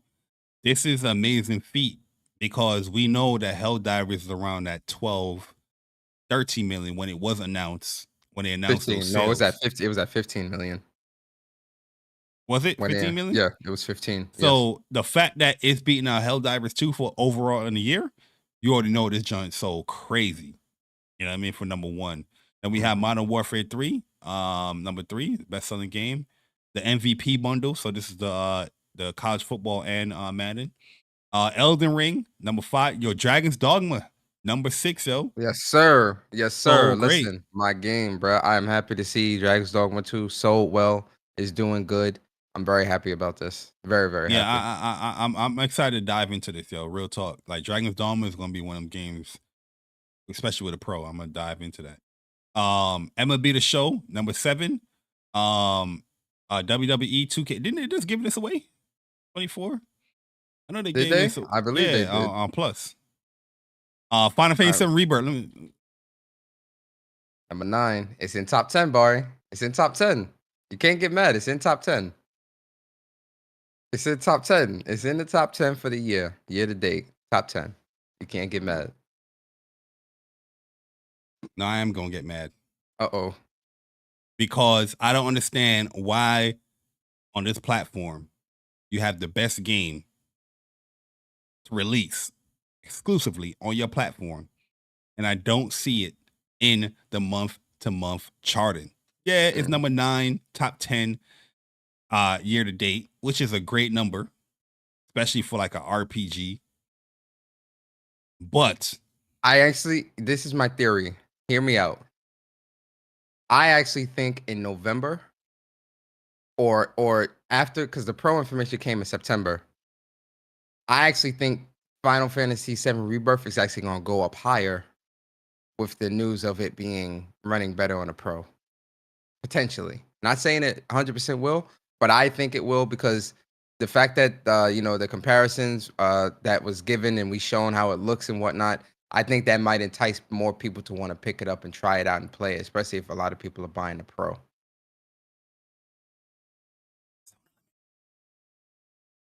I can't hear what you say.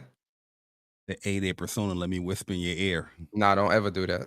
No, don't ever in your life do that. You like to hear. Pause. Yeah, pause all that shit. It better go up. Huh? I ain't playing with y'all, man. Yo, I told y'all in the summertime I need to see this thing chart. I backed off from that. But now seeing these numbers come out and I don't see the August sale numbers for the month, there's something wrong over there, man. What is wrong with y'all, yo? I need y'all to go and buy the best game to come out this year. Are y'all scared? Are y'all timid? Y'all buy every single Metacritic high-rated game. This is like the fourth best Metacritic rated game, open critic game, and y'all scared to buy it, huh? Nasty work. What is going on? Elden Ring came out. People was like, oh, I don't play these type of games, but it got a 96 Metacritic. Final Fantasy 92, 93 Metacritic. On my backlog. Listen, PlayStation Nation, let me tell you, let me whisper in y'all ear. It better go up in November. Persona, you done? No, are you done? Hogwarts Legacy, not surprising. Tekken, up there in the top 11. Madden, top 12. NBA 2K24. Madden 24. Damn. Suicide Squad. Are you shocked by this? Kill the Justice League. Overall, top 20 best-selling game. I'm surprised. Yeah, people was hating on this. Minecraft up there. Grand Theft Auto, not surprising. EA Sports, FC 24. Persona 3 Reloaded up there, which is great. And then Spider-Man 2. Spider-Man 2 in the top 20 best-selling game for the year. As it should. All right, so let me scroll on down to the PlayStation top selling games. Yeah, all right. So PlayStation, we'll go over these quick. We got Madden, college football. So it's vice versa on the PlayStation side. Star Wars Outlaw that maintained that top 3. Marvel Spider-Man in the top 5 at number 4. Marvel Spider-Man 2. The EA Sports MVP bundle, number 5. Call of Duty Modern Warfare 3, number 6. Elden Ring, number 7. Minecraft, number 8.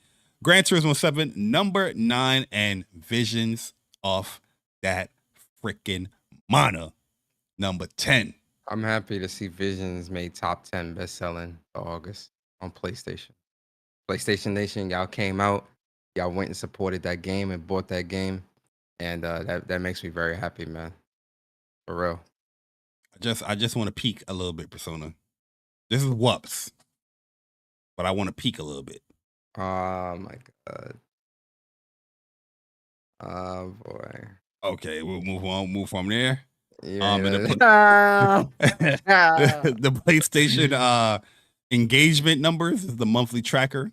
We got Fortnite, Call of Duty, Grand Theft Auto, Roblox, college football, NBA 2K, Minecraft, Valorant, Madden, and the First Descendant up there in the top 10 monthly active users as far as top engagement games.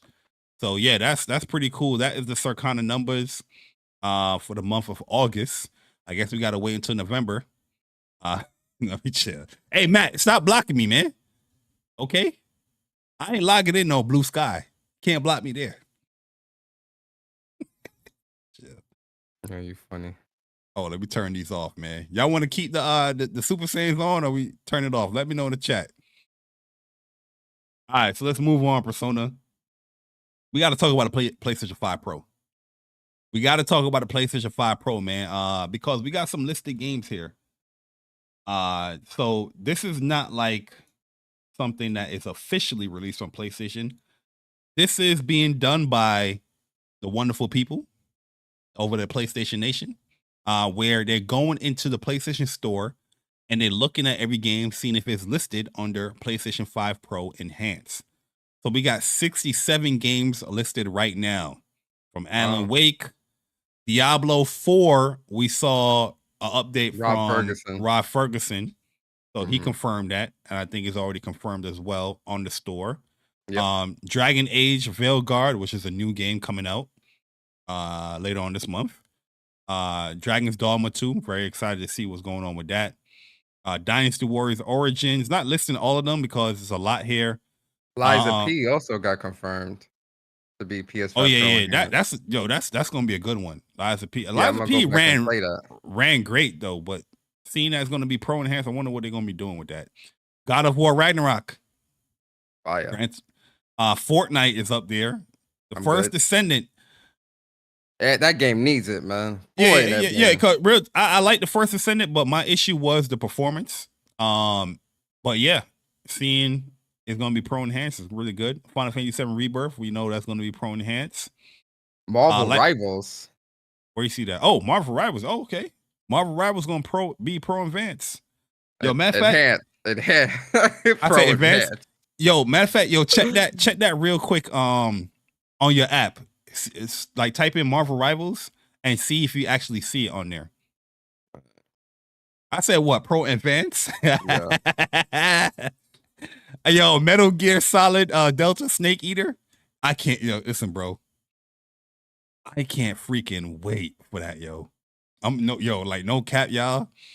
Whenever that game comes out, I'm apologizing ahead of time. Ooh, I see it. Yeah, I see it. Nice. Okay. Pro Enhanced. I apologize ahead of time. But y'all ain't gonna hear from me, yo. Yo, Metal Gear Solid 3 is in top three favorite games of all time for me personally. I can't wait for this remake. Yo, your game Monster Hunter Wilds up there too, Persona. Yes, sir. Redacted. This game looks pretty cool. I'm good. The Resident Evil's up there. Rise of Ronin. That's another one I'm excited to see enhanced because I do want to go back and get the platinum in that as well. Yeah, they showed this a little bit at the State of Play, but Rise of Ronin will be up there. Jedi Survivor. I'm very happy to see that Pro Enhanced as well. I'm looking in the R's. I don't see Returnal, but and it might put something out there a little bit later. How smart, man. Talk to us. Until Dawn is going to be Pro Enhanced, which we're going to be talking about that because there was a actually update that came for Until Dawn. That hopefully it fixed some of the issues with it. We'll go over it. War Thunder. Remember we was playing War Thunder when the PlayStation 4 first came out? Was you playing with us? Yeah. Yo, Court, Michi, me, you, we was on this War Thunder, man. Learning. Court was a master in this joint right here, yo. Trying to keep up with Court, man. He's like, you can't keep up with Court. Yo, that boy Stealth God Gaming, when it comes to flying, just pack it up, bro. Just pack it up. Can't keep up with him. Wolverine is up there. Oh, you got some PS VR. I can't wait for Wolverine, man. I can't wait. Game Awards? Maybe. Either Game Awards or PlayStation might, well, let me not go down that what if path. These other, never mind. Yeah, maybe Game Awards. We'll see. All right, yo. So Persona. So What's I had this tweet up here last week, but just want to mention it again because we are big Avatar The Last Bender fans. And it's Yo, Bari, announced. the last air. Yo, hold up, bro. What I said? Hold up. Oh, Bender? Yo, brother, you said Avatar, the last Bender fans. Now, listen, brother. Listen, brother. The last Airbender. Let's Yo. do this right, brother. I get it. You tired. You definitely need to relax this weekend for sure. You definitely need to apologize. relax this weekend. The Last Airbender. Let's do this. Crazy, bro. Stamp the fraud in the chat. So there's going to be a AAA live action RPG made by Saber Interactive and Paramount Game Studios. There's nothing really we can say about it, but I'm pretty excited. Isn't Saber Interactive? Didn't they just make Space Marines 2, right? Who made Space? No, Focus Entertainment, I think, made Space Marines. Oh, I don't know. Let me look. What did Saber Interactive make? Let me see. Saber Interactive. Yeah, let us know. I know I've seen a name before, but I don't have a game in my head to say. Yeah, I can't think. Oh, okay. So Saber Interactive. Oh wait, no. Okay.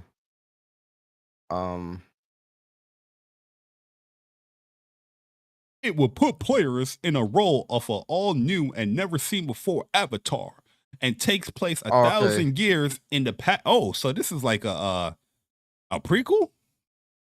Okay, so Saber Interactive, they've made. I just want to run down their catalog real quick. Wild Rock, Time Shift, Battle Los Angeles, Halo Combat Evolved, Inversion, God Mode, RIPD the Game, Halo Master Chief Collection, FIE Swordplay, MX Nitro, NBA Playgrounds, World of Speed, Spin Tree, Spin Tires, Mud Run, NBA Playgrounds Enhanced Edition, Armored Warfare, World of Warriors, Shaq Fu, The Legend Reborn, Armored Warfare, NBA 2K Playgrounds 2, Bass Pro Shops, The Strike, Cabela's The Hunt, Road Redemption, Spin Tires, Mud Runner, American Wilds, Road Redemption, World War Z, Ghostbusters, the video game remastered, Call of Cthulhu, The Witcher 3 Wild Hunt Complete Edition for the Switch, Vampire for the Switch, MX Nitro Unleashed, MX Nitro Unleashed City, Halo Combat Evolved Anniversary, Showrunner, Crisis Remastered, WWE 2K Battlegrounds, Halo 3 ODST for Windows. I don't know. This catalog kind of, it's more. I don't want to run through every single thing, but I'm not really yeah. Oh yeah, Space Marines 2. Yeah. All right, so yeah, they did do Space Marines 2. Yeah. So Saber Interactive did Space Marines 2. All right, so you know what? My faith is restored. Okay. A Quiet Place, The Road Ahead, John Carpenter's Toxic Commando. 2025, they got Roadcraft, Jurassic Park Survival, The Nightling, Blighter, Descent. I don't know. Their discography a little it's a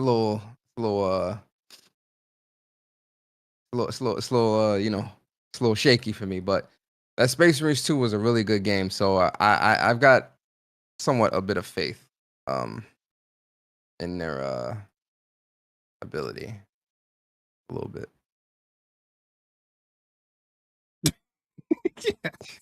Yeah, this game gonna be 2 packs of ass. Yo, chill. Hey, yo, listen, man. Nah, I think the fact that, Space Marines 2 is a really good game. I think they did really good on that. So that's why I kind of have a little bit of a. I gotta see gameplay, man. I ain't even gonna say that. Let me see some gameplay, because real talk, they haven't been putting a lot of money behind the Avatar games. I remember the ones that released on PlayStation 4 weren't that great. And I don't know why they won't just dedicate and make like a AAA Avatar. The one that Platinum did was bad, because the counter on that one, they did they didn't do Airbender. They did what's the shorty name? Legend of Korra. That one wasn't that great either. Yeah, no, but the Avatar one that released at the start of the PS4 gen wasn't all that great either, man. It was just bad. I know. Remember I played a handheld one too. I played a handheld Avatar game. It was bad too. I just don't understand, because Avatar is a very popular franchise. I don't understand why they won't put I mean, it sounds like they might be doing that here, but you know, they should do like a AAA big budget Avatar: The Last Airbender game. Yeah, you said know? Bender. I said Last Airbender. Don't try No, to you play with me. didn't. No, Yes, you I didn't. did. We're gonna play the re-recording. Yeah, play back. All right, and if if proves that I didn't say that, you going what's the bet? I know, bet. All right. You know what? I do have a bet with you though. What's that? That you will be purchasing Call of Duty Black Ops 6. You got a bet that I'm gonna buy Black Ops 6? Yeah. You'll buy it before me. Yeah, I think I'm gonna lose that bet. Yeah. Yo, listen, Bari let me tell y'all how it's gonna work. Bari gonna call me. It's gonna be like 7 a.m. He gonna call me. Yo, Persona, man. Yo, what up? Yo, man. I just did something, man. What'd you do? I just bought Black Ops 6, man. And I'm like, huh? Why? I'm seeing some stuff, man, that I just gotta see for myself, man. I'm like, all right, bro. All right, cool. That sounds pretty authentic. I give you that. I got no rebuttal after that. I think I did that with Modern Warfare 2. Yep. Yeah, That's exactly what happened. Yo, so the reason why I'm bringing up Black Ops 6 right now is because just want to let the people know, if you're getting into it, it's gonna an internet connection is required to play the game in its entirety. So to deliver the highest quality visuals while reducing the game's overall storage space on your hard drive, Call of Duty Black Ops 6 will use texture streaming across all game modes, which means you'll need a continuous internet connection to play any game mode, including campaign. If you're on the console, the campaign can be played without the premium subscription service such as Game Pass Core or PlayStation Plus. So I don't like that. Mm.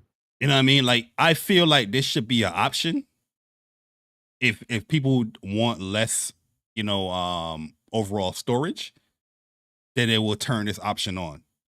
If people just want the game downloaded on their console, then, you can give them an option. I don't know why they're doing this, because I feel personally this was like one of the biggest issues when it came to the multiplayer. Beta. Absolutely. Yeah. Absolutely. It was one of the biggest issues. And they're doubling down on it with the single player. How? Give me your thoughts, bro. Yo, listen.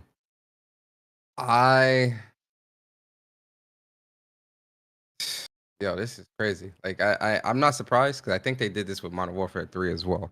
But I don't know. Like, a lot of I'm not sure, but a lot of the changes they've been making with Call of Duty is just things that I really just don't agree with and I don't like. And, even though for me personally, I don't really play the COD campaign, so like something like this, I can understand people who do play the COD campaigns being angry or feeling some type of way. But for me personally, I just feel like, because this texture streaming stuff is also something that they're doing online, and it's impacting the quality of the game online. And that's honestly, that's one of the biggest reasons why I'm not picking up COD, is because the quality of the online experience playing the beta just was not there for me personally.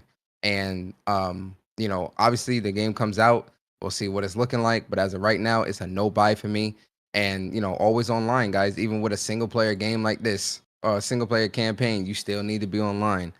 It sucks. They should have allowed you to put, and I know why they're doing that, because people would complain about their storage when the game is like 150 gigs to download. Like, oh, COD takes up too much storage. That's probably why they're doing this now and moving towards this. Like, people complained about COD storage taking up too much storage on people's hard drives. This is the alternative, and it makes the experience worse. But you were complaining. But they have options though. There was prior CODs that you could download the texture pack. No, but not even that. If you wanted to download a story, you could. If you wanted to download the zombies or the co-op mode, you could. Or if you just wanted to download the multiplayer, you could. I don't know why because they're doing this whole Call of Duty HQ BS where you just need the whole goddamn thing so you can access everything. That's why the game itself, you're not downloading the game itself. You're downloading Modern Warfare 3 as well. Bro, with the beta, I was like, why am I downloading like almost 100 gigs for a beta? It's downloading the Modern Warfare. I don't even have Modern Warfare 3. But for me to play the beta, I had to download this big ass storage. But my whole thing is like, it doesn't make any sense for anybody that's playing a single player game to have this texture streaming when you could just download that in its entirety. Whatever the single player storage is, download that and just have people play it. You know, what if your service goes offline? What if PlayStation Plus goes offline, or Xbox Live goes offline? What are you gonna do? You can't play the game even offline. Play nothing. Yeah, you can't. Literally, you can't. If there's no online for you, you literally can't play this game at all. Like nothing. That don't make no sense. That don't make no sense. Yeah, it's not a good look. That's a big L for Activision. Yeah, they have the means to give you the options, but they're not doing it because they want to tie everything into this whole COD HQ thing. Yep.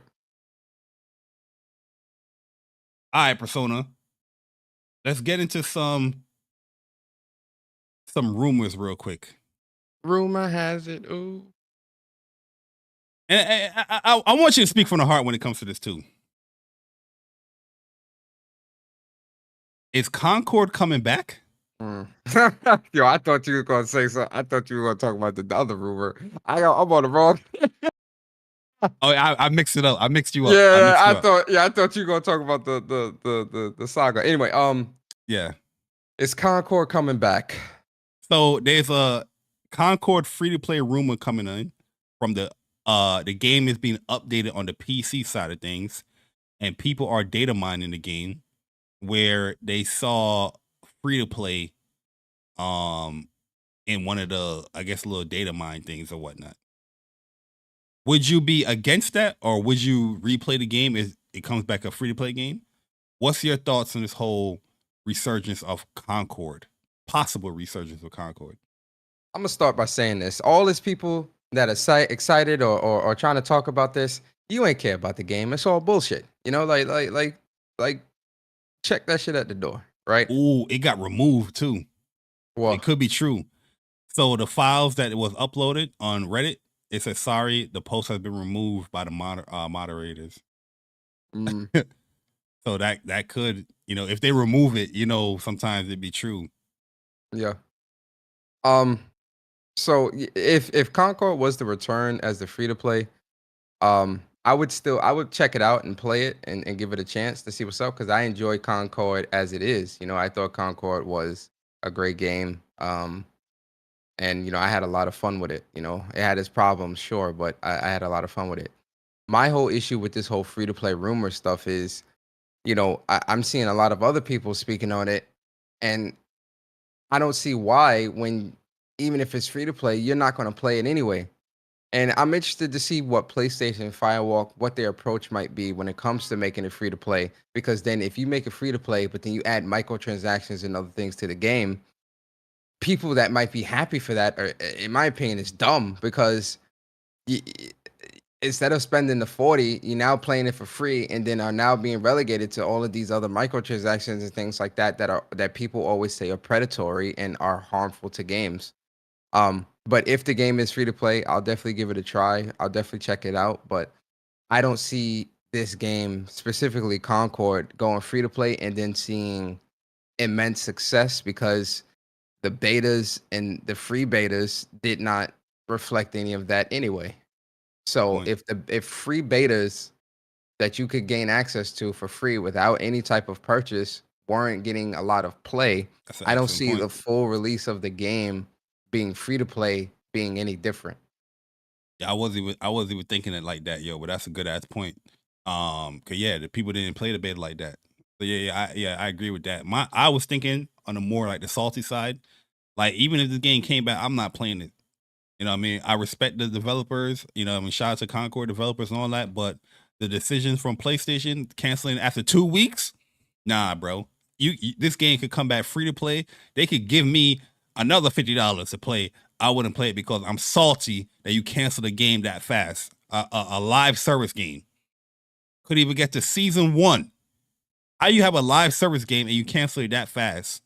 If it started off rocky, okay, but it's live service. It's meant to evolve. It's meant to adapt to attract people into it, cancel it outright, and then come back as free to play. I think that's whack as hell, in my opinion. That's whack because that's disrespectful to the developers that made it, and that's disrespectful to the people that put the time in that's to play it. I'll say this though. Let me be a hypocrite. If they were to do like continuation from your previous, like stats and trophies, then no cap, I'll play it because I want to get a platinum. But once I get the platinum, I peace out. You know what I mean? But yeah, I think it's whack that they doing it. They doing something like that. If this is true, which most likely it is true because it's getting deleted off Reddit. And they probably deleted it because they probably got somebody hitting them up like, nah, take this off. But yeah, it honestly, the Concord, I really want a documentary on Concord, bro. Like, what the hell happened? Let's get all the stories in line. Let's get developer commentary. You know what I mean? Even if they got to be silhouetted, you know what I mean? And their voice change.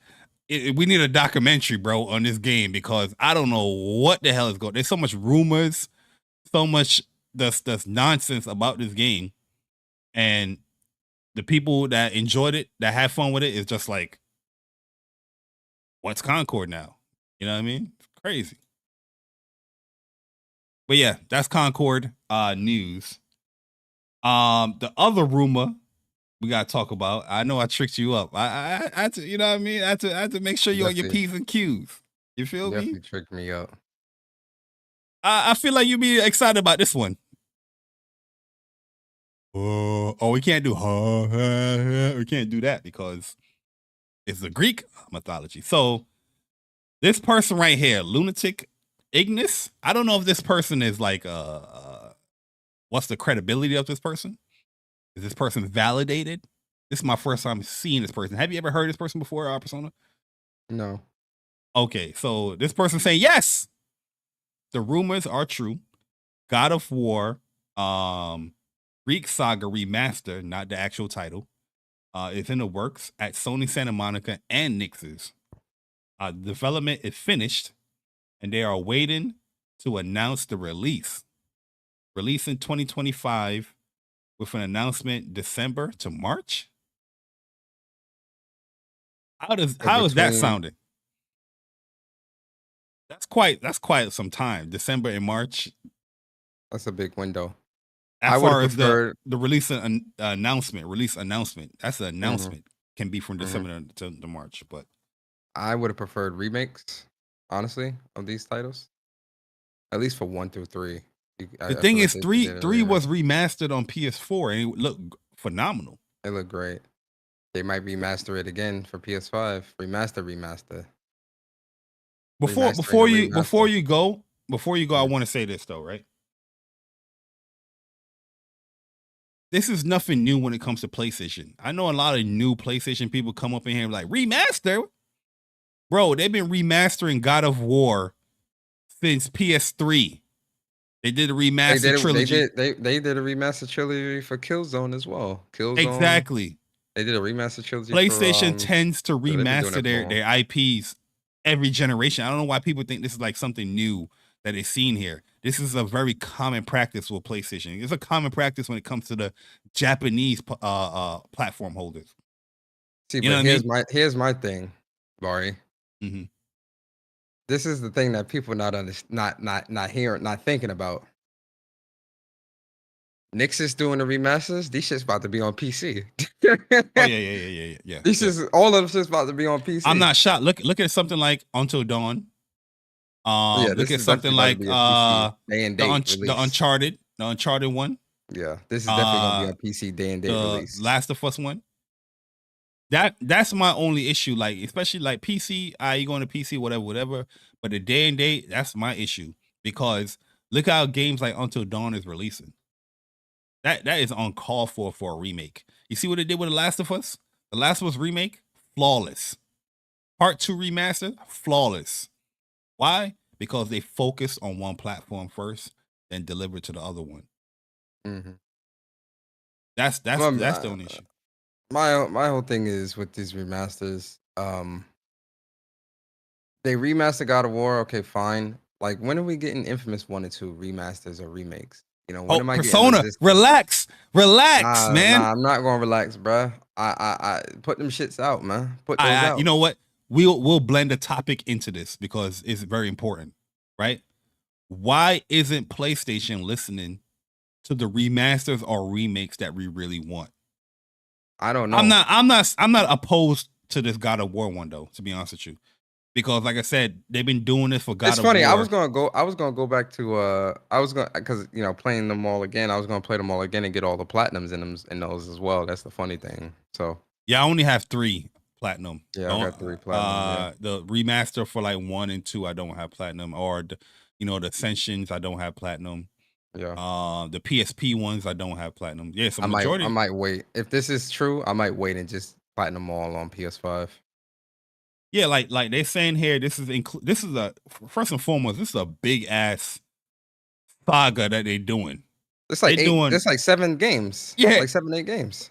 1, 2, 3, the PSP games and Ascension, bruh. Yeah, that is alone. That's like 7 games. Yeah, because on PSP it was what, Ghost of Sparta, Chains of Olympus, and it's 2, Ghost of Sparta and Chains of Olympus. Was there a 3rd one on PSP? I can't think of the 3rd one name. I don't remember. I know anyway. Ghost of Sparta and Chains of Olympus. Chains of Olympus. Okay, then Ascensions came to the consoles after.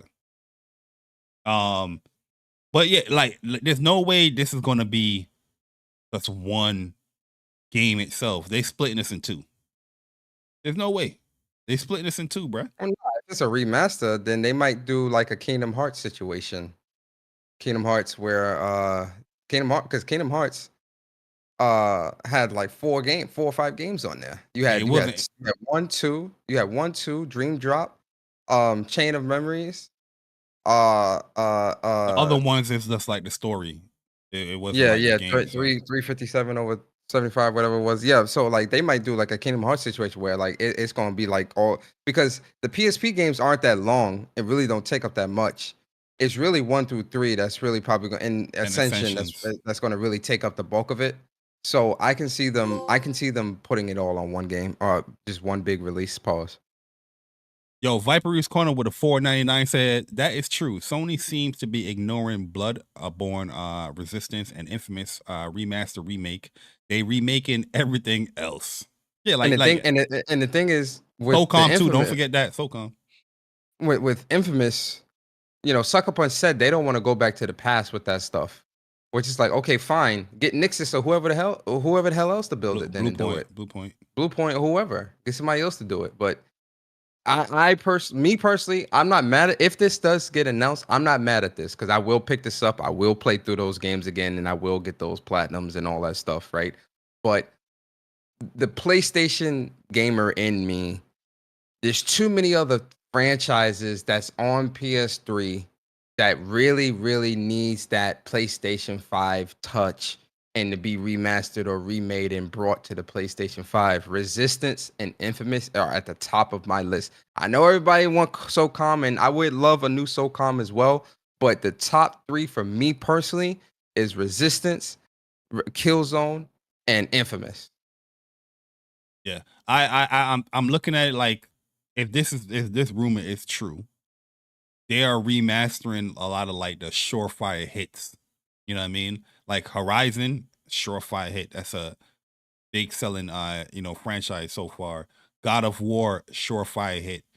I don't think nobody would skip really this Saga remaster. Bro, people, yo, listen, people, if they did an Infamous Cole McGrath series. Oh yeah, listen, I'm with you 100% on that. Yeah, I'm with you. No one's skipping that. Yeah. I'm not, yo, bro. That would I really. It's one of my favorite PlayStation series. Infamous. Yeah, that's one of my favorite series as well, man. Yo, Cole McGrath was such a dope character, and it was fun playing through those games. Remaking those games, I prefer a remake with both of those titles, honestly. Yeah. But even if you gave me a remaster, but like a remaster remake type of thing, where like you made the world look a lot better, you did some tweaks to the gameplay controls, mechanics, you know, all that stuff. You know, you really put some nice touch to it. Yo, man, and the same thing with Resistance, man. Nathan Hale was a great character. Why we don't got that trilogy? Come on, man. I love Resistance as well, man. That is something. I mean, those games aren't streaming, but I would love a remaster or heck a remake for that, No, especially no, with the those games, multiplayer. no, those games aren't on streaming. The only game that's in streaming is Resistance 3. You can't play Resistance 1 and 2. Oh, 1 and 2 is not streaming? No, Oh, damn. no. Resistance 3 story was fun, yo. I like that game. But yeah, I think I don't know, man. Like, oh, do we have to be more vocal as far as letting PlayStation? How much more vocal you need to be? Want me to hold the goddamn sign up on the goddamn highway saying remaster Infamous? Bro, remaster? apparently they ain't hearing it because I know one surefire shot that we want is the Bloodborne. Why not? Listen, I love Until Dawn, so I would never be opposed to that. But especially like this month, it would be perfect to have a Bloodborne remaster or remake. You know what I mean? Like, get that thing rolling, get that thing announced. Even if you were to be like, Bloodborne remake is in the works, that would cause a buzz within the community. What? Nope, nothing. Be quiet. So I don't know. Listen, I'm lost. I don't know. I'm not against remasters because, like I said, I think it's weird that I see PlayStation gamers complaining about remasters when majority of some of these people got into Ratchet and Clank off of the remasters from PS3s. The remake. Sly Cooper, it's something that they do every single generation, which I'm. They did it with Sly Cooper too, because exactly. when PS3 hit, they remastered the Ratchet and Clank games, they remastered the Sly Coopers, the Jack and Daxters, all that. Yeah. Everything. Yep. PlayStation 4 remasters a lot, especially when it came to what's that game where you had to climb on the people, the little guardian things. Which was a great remaster too. Oh my god, it was a remake. That was actually one of the first games that Blue Point had remade. Oh my god, it's gonna bug me now. What is the name of that game? I can't think of it too, man. It's bugging me too, but I know a game. Yo, Guap, I agree. Nobody's asking for Medieval or Until Dawn remake. Well, Until Dawn, I'm not opposed to it, but not asking Colossus, Shadow Colossus. Yeah, Shadow Colossus. Yeah, there we go. Which is a PS2 game. Yeah. That they remade. Come on, man. Yeah, the Leech, man. Yeah, they are doing stuff that we're not asking for, or there's no feedback towards. So I'm just like, yeah, it is questionable. But my thing is just like, I see the community that's opposed or mad at remasters. Like, this is something PlayStation been doing. And honestly, they might be doing this too because the TV God of War TV show is happening, so they might be trying to get people into this. Yeah, true. That is shout out to and a Horizon one too, right? Yep. Horizon TV show. Having a TV show. Yep. Yo, that could be it right there, bro. Real talk. If it don't have a TV show, Until Dawn TV show, nah. That could have been a movie though. No, Until Dawn. No, there is an Until Dawn movie. They already wrapped filming. You're lying.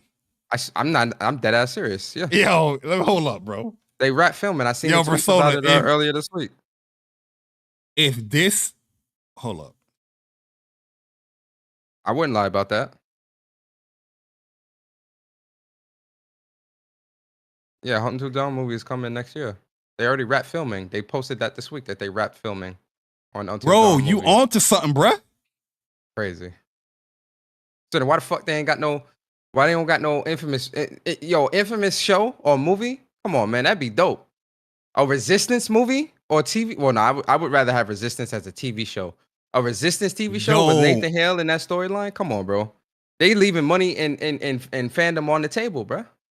Come on, man. Yo, I think you just answered everybody's question, bro. Because Resistance would be like some District 9. Remember District 9 when he became one of them towards the end? That's what happened with Nathan Hale. That's the District 9 storyline. You do a show off that? Come, man. Listen, man. PlayStation. Let me get in the boardroom. Start talking. You need a gamer. You need some gamers in there, man. Let me get in the boardroom. Start talking to y'all, man. Yo, I think we just figured it out, man. If PlayStation doesn't have a TV show or a movie aligned with the game, there's no remake or remaster. Yo, Slomo said there's a rumor Firewalk is working on Until Dawn 2 sequel. Really? Yeah, I seen that rumor this week as well. Yeah, I I did did see not that. see that one. Yeah, I did see that. Firewalk or is it Fire Sprite or Firewalk? I Oh, forgot. I just pulled it up right here. Okay, Crazy. I missed this. It is.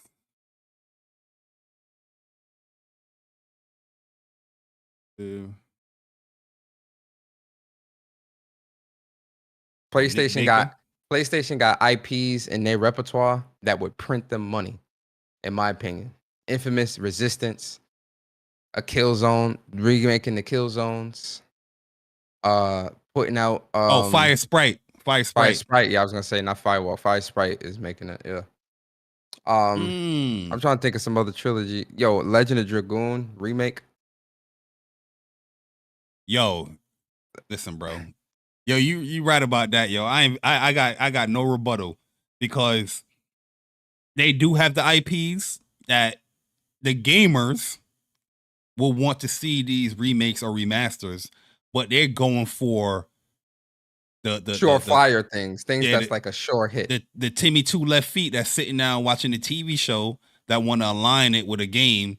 That's what they doing with these remakes and remasters. It's making sense now, bro. I don't like that. I don't like that at all. And I love God of War as a franchise.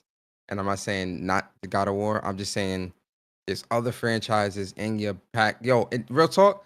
Remember they teased Gravity Rush. So there might be a Gravity Rush remaster or remake or a new game or something like that happening too. Yeah, I remember that. And I love Gravity Rush as well, so I would welcome that. But Infamous and Resistance, those two franchises specifically, Infamous and Resistance, PlayStation, I know you're watching. Infamous and Resistance. Both those TV shows will fire. Infamous and a Resistance TV show too. That's what I'm saying. Especially Resistance. Yeah, Resistance can work for sure, bro. Resistance is the District 9 store. It's pretty much District 9. You can even go like a dark horror type junk with it too, because Resistance 3, that story was pretty dark, yo. Like, you know what I mean? It was like more like a survival type thing with these the Chimera that's taking over. Persona, we're not done with the remakes or the remasters, man. Oh my god. Because we got Tomb Raider 4 through 6 remaster launching February 14th, 2025. This is a packed day already. I already think there's like 3 games releasing this day. Wait, what day does this come out? The 14th, that's when Assassin's Creed Shadow. There's another game coming out that day too. Avowed. This Tomb Raider game. This February already looking crazy. Of 2025, yo. I just hope they separate the platinum with all 3 games and not just do one. So they did have the first 3 remaster. So now they're doing the last 3 with 4, 5, and 6. I don't mind this, and looking at the upgrade actually looks pretty good too. Like I'm looking at it. Yeah. This looks like a really solid upgrade. Last Revelation, model, Chronicle model. Yeah, it's looking good. Yeah, they cleaned up the lighting. They made the textures and everything look a lot better. Her model looks, a little bit more updated as well. I like this. The PS2 era, man. I remember this box art. Yeah, I'll pick this up. But yeah, they did. I mean, they're doing a good job. This is a good remaster. Yeah, the fact that we talking about remasters, and you can change the controls, keep it to tank, which nobody gonna do. Nah, ain't nobody keeping that. Absolutely not. Lara Croft, man, looking good. They got another remaster coming out this year. I know we talked about it already, but just to bring it up, Soul Reaver. Legacy. Yeah, that's coming out next year. No, that comes out December 9th or something like that. Oh yeah. Crazy. Listen, man. I get it with a lot of people's like criticisms when it comes to remasters, because I agree with it. There's a lot of remasters, remakes. We need more newer titles, but I feel like this is the safe bet, like when we do have those critiques, you got to go out there and show that you are supporting the new games too. You know what I mean? People that's a good point. People saying That's that a good stuff, but they're not buying no new games. That's what I'm saying. You know what I mean? That's a great point though, right? People keep saying I want new experiences, I want new titles coming out. You're not buying them.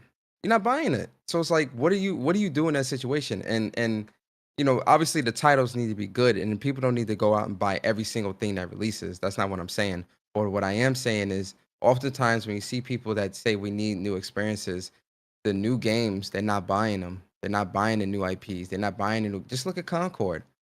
Concord just failed miserably. You really think that a studio seeing a failure like that is going to go and have confidence in putting money into a brand new IP or brand new multiplayer game or whatever?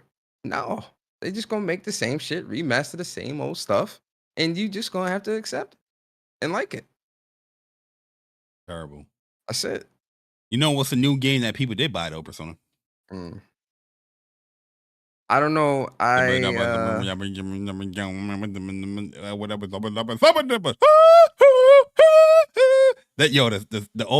OST for Metaphor is fire, which is typically normal for Atlas joints, but Metaphor sold 1 million units.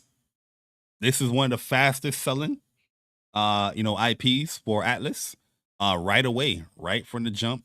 1 million units sold. So they're saying Metaphor ReFantazio has sold over 1 million copies worldwide within the first day of launch, making it the fastest selling Atlas title. Thank you to our fans for your endless support.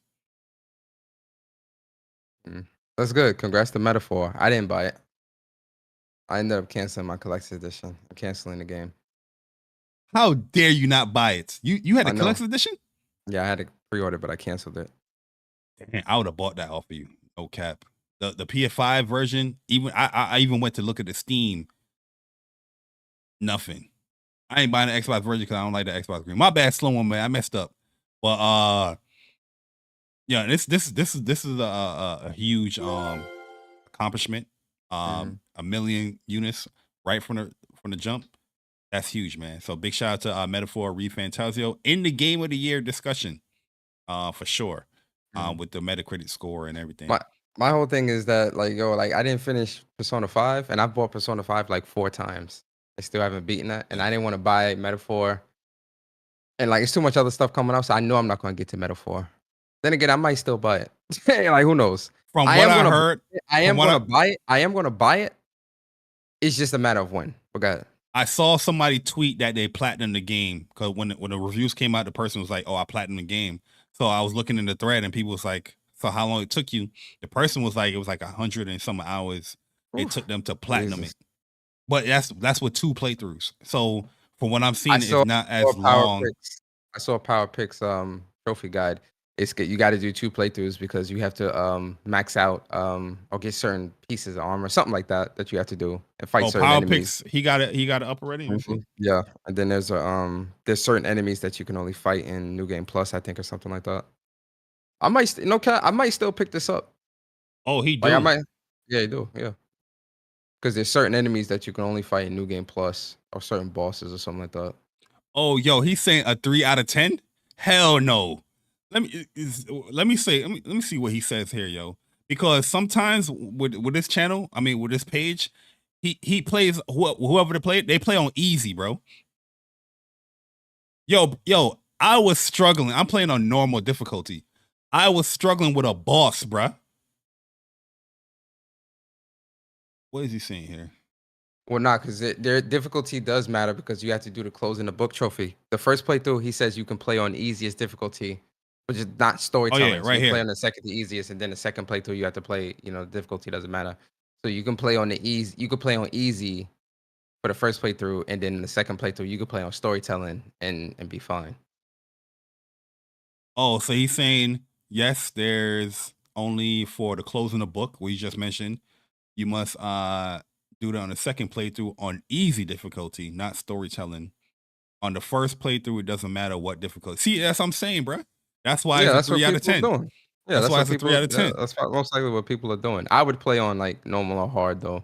I'm playing on normal. That whatever first boss that you fight is like a little rooster chicken thing, and that's when it's teaching you to move. The typical move back from the roll.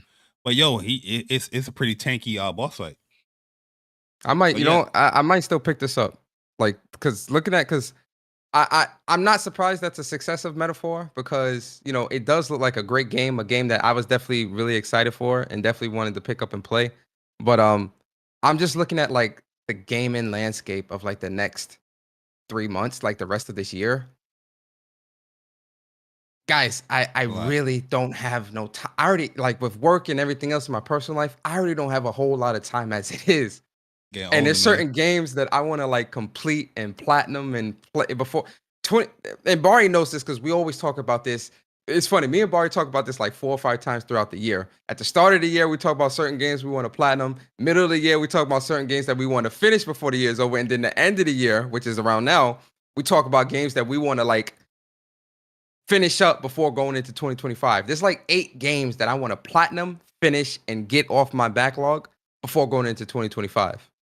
No facts. And so like I have to pick and choose my time, what I want to play and all that. And that's why I didn't pick it up. But seeing the gameplay and everything, I really want to play this. I really, really do. And I might still pick it up. But it's too much, man. Guys, it's too much. And then Yeast 10 is next week or the week after. And then Dragon Age Veilguard. And then Yo. Dragon Quest 3 HD 2D. Yeah, exactly. It's RPG season is heavy. I just I don't have all this time, guys. There's no way you could be like, there's especially the RPG genre. There's no way you cannot have nothing to find to play. Yo, that Romance and Saga. I want to pick that up. Yeah, Yo, I think I'm gonna pick that up. So I made a mistake because I was thinking there's another romancing series that was like, yeah, it's like that's 8, like an like 8 RTS type of game. Yeah, that's the ones that yeah. I never played any of them. Romance and Saga I didn't play it, and the Romance and other one I didn't play it. But I saw it. Romancing of the Kingdoms. Yeah, I saw it in the store that they remaking that game too. And I was like, oh yeah, this is the game right here I'm talking about. I thought it was Romance and Saga, but it's not. But yeah, the Romance and Saga 2, it looks good, yo. Like it does, and I want to pick that up. Like I think I'm gonna pick that up and play that, and it's just like, yeah, it's a lot, man. I trust. I know that portal definitely getting used though. Yo, big facts. All right, so the last little news that I have here is a tragic one. It's a sad one, but it has to be mentioned. Little Big Planet 3. I don't know if y'all played it, but I definitely enjoyed this game a lot. The last chance to purchase Little Big Planet 3 or any of the DLCs in the store, which is kind of sad to put this news out there because the game is going kaput. So why would anybody purchase anything? But they say, yeah, after 10 years of playing, creating, and sharing content, Little Big Planet 3, the game and our entire range of Little Big Planet DLC will be removed from the PlayStation Store October 31st, 2024. You know what's so tragic about this show? Like we really are seeing like the death of Sackboy. Like Astrobot really is. That's why I had it on a topic the other day, man. You said you gave me hope, Persona. You said no, Astrobot wouldn't go away, bro. You lied to me, man. Yo, listen. We really are seeing the death of Sackboy, man. Because for a long time, especially during the PlayStation 3 generation, Sackboy was that mascot. The Astrobot, yeah. Yeah, he was the mascot. Astrobot is definitely that PlayStation mascot now. And like, yo, we seeing Sackboy go the way of Old Yeller. And it's sad to see. Because I didn't play all 3 Little Big Planets, but I dabbled in Little Big Planet a little bit. It was a cool, decent game. But it just sucks to see that, Sackboy and just everything about Little Big Planet is pretty much getting wiped away. The thing is, I'm upset a little bit because I do enjoy the Sackboy character. But when I think about Astrobot, it's the same concept. It's kind of redundant, right? You have this bot, you have this Sackboy, and you can pretty much make it whatever you want to make it, whether it's a PlayStation character or just your own design. Well, because Sackboy did a lot of that as well. Like when he had that's like, what I'm saying. It's like becoming redundant. And I see what especially with Astrobot hype, I can see them start implementing the Sackboy stuff where now you can customize your own Astrobot and make it whatever you want to make it. But yo, it's Little Big Planet to me, I always loved the franchise. This is one of those games where I was one of those dudes that was buying them DLCs because they had the Marvel packs, they had the Final Fantasy packs. I was buying them joints for $5.99, $9.99. I was that dude, the Deadpool one. I was buying them joints, bro. And to see now that it's just going away completely. They're not saying the game is not going to be online anymore. It's just you can't purchase it or the DLC. But Yeah. when you see stuff like that, It's sad. you know it's going to be like, all right, no matter time.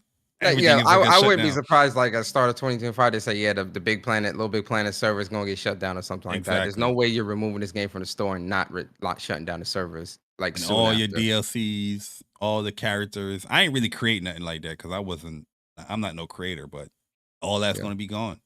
Yep. You know what I mean? Tragic. Real talk. Let's give a trophy for Little Big Planet. Sat Boy. Let's give a platinum for my man Sat Boy, man. Shout out to Sat Boy. RIP. They definitely tried. They definitely tried with Sat Boy with this. You remember that Sat Boy kart racing? I enjoyed that joint, but it didn't pop. It didn't pop. It didn't pop. You know what's funny though? I really feel like if they hear me out real quick. Astrobot definitely is a hit. Astrobot is definitely a character in a mascot, a PlayStation mascot that's hitting with all generations of gamers, the kids all the way up to adults. I feel like they can, if they play their cards right and they stay on the right track, I think they can build like their own, really get that Mario like hype around Astrobot with other games like, you know, Astrobot RPG, Astrobot Racing, all this other stuff. I think they could build, and I'm not saying it's gonna be like as big as Mario. I'm just saying have their own little Mario-esque, family-friendly character that really resonates with all gamers. Yeah, that's definitely the direction they going. Absolutely. Like 100%. with Astrobot, and you see that they're gonna be updating Astrobot soon, the DLC or the update coming soon for that. Like you can definitely tell that they're gonna go other places with it. But yo, this is the last. I thought that last one was the last news, but this is the last news right here, Persona. And it's talking about the PlayStation 5 Pro.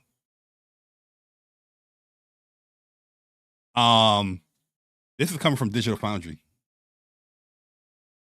The PlayStation 5 Pro. Persona, can you hear me? Yep. The PlayStation Persona, can you hear me? I hear you loud and clear, sir. The PlayStation Persona, can you hear me? Yes, I hear you. Oh, all right, just making sure. Loud and clear. Do you hear the list? I hear the list. Okay. It started raining out here, so the list is definitely happening. Oh, see, now you're going too far. You see that? You see what I'm saying? This is the problem with y'all, man. Now you got to put some hot sauce in it. Why you couldn't just let it roll? Hey man, I was just saying. Why you got to put some Tabasco? Yo, all right, so check this out. This is going to be the PC people, man. Sorry, PC people that watch What's Up PlayStation podcast. We apologize, but this is not coming from us. This is coming from the professionals over at Digital Foundry. But this is justifying our purchase. What you said, Persona? You said something? I'm letting you set it up. I'm trying to bait you into a Persona speaks. But the PlayStation 5 Pro feels like upgrading from an RTX 3060 to an RTX 4070. PSSR can improve ray tracing quality. So this is what they're saying here. People at Digital Foundry. They said a YouTube video.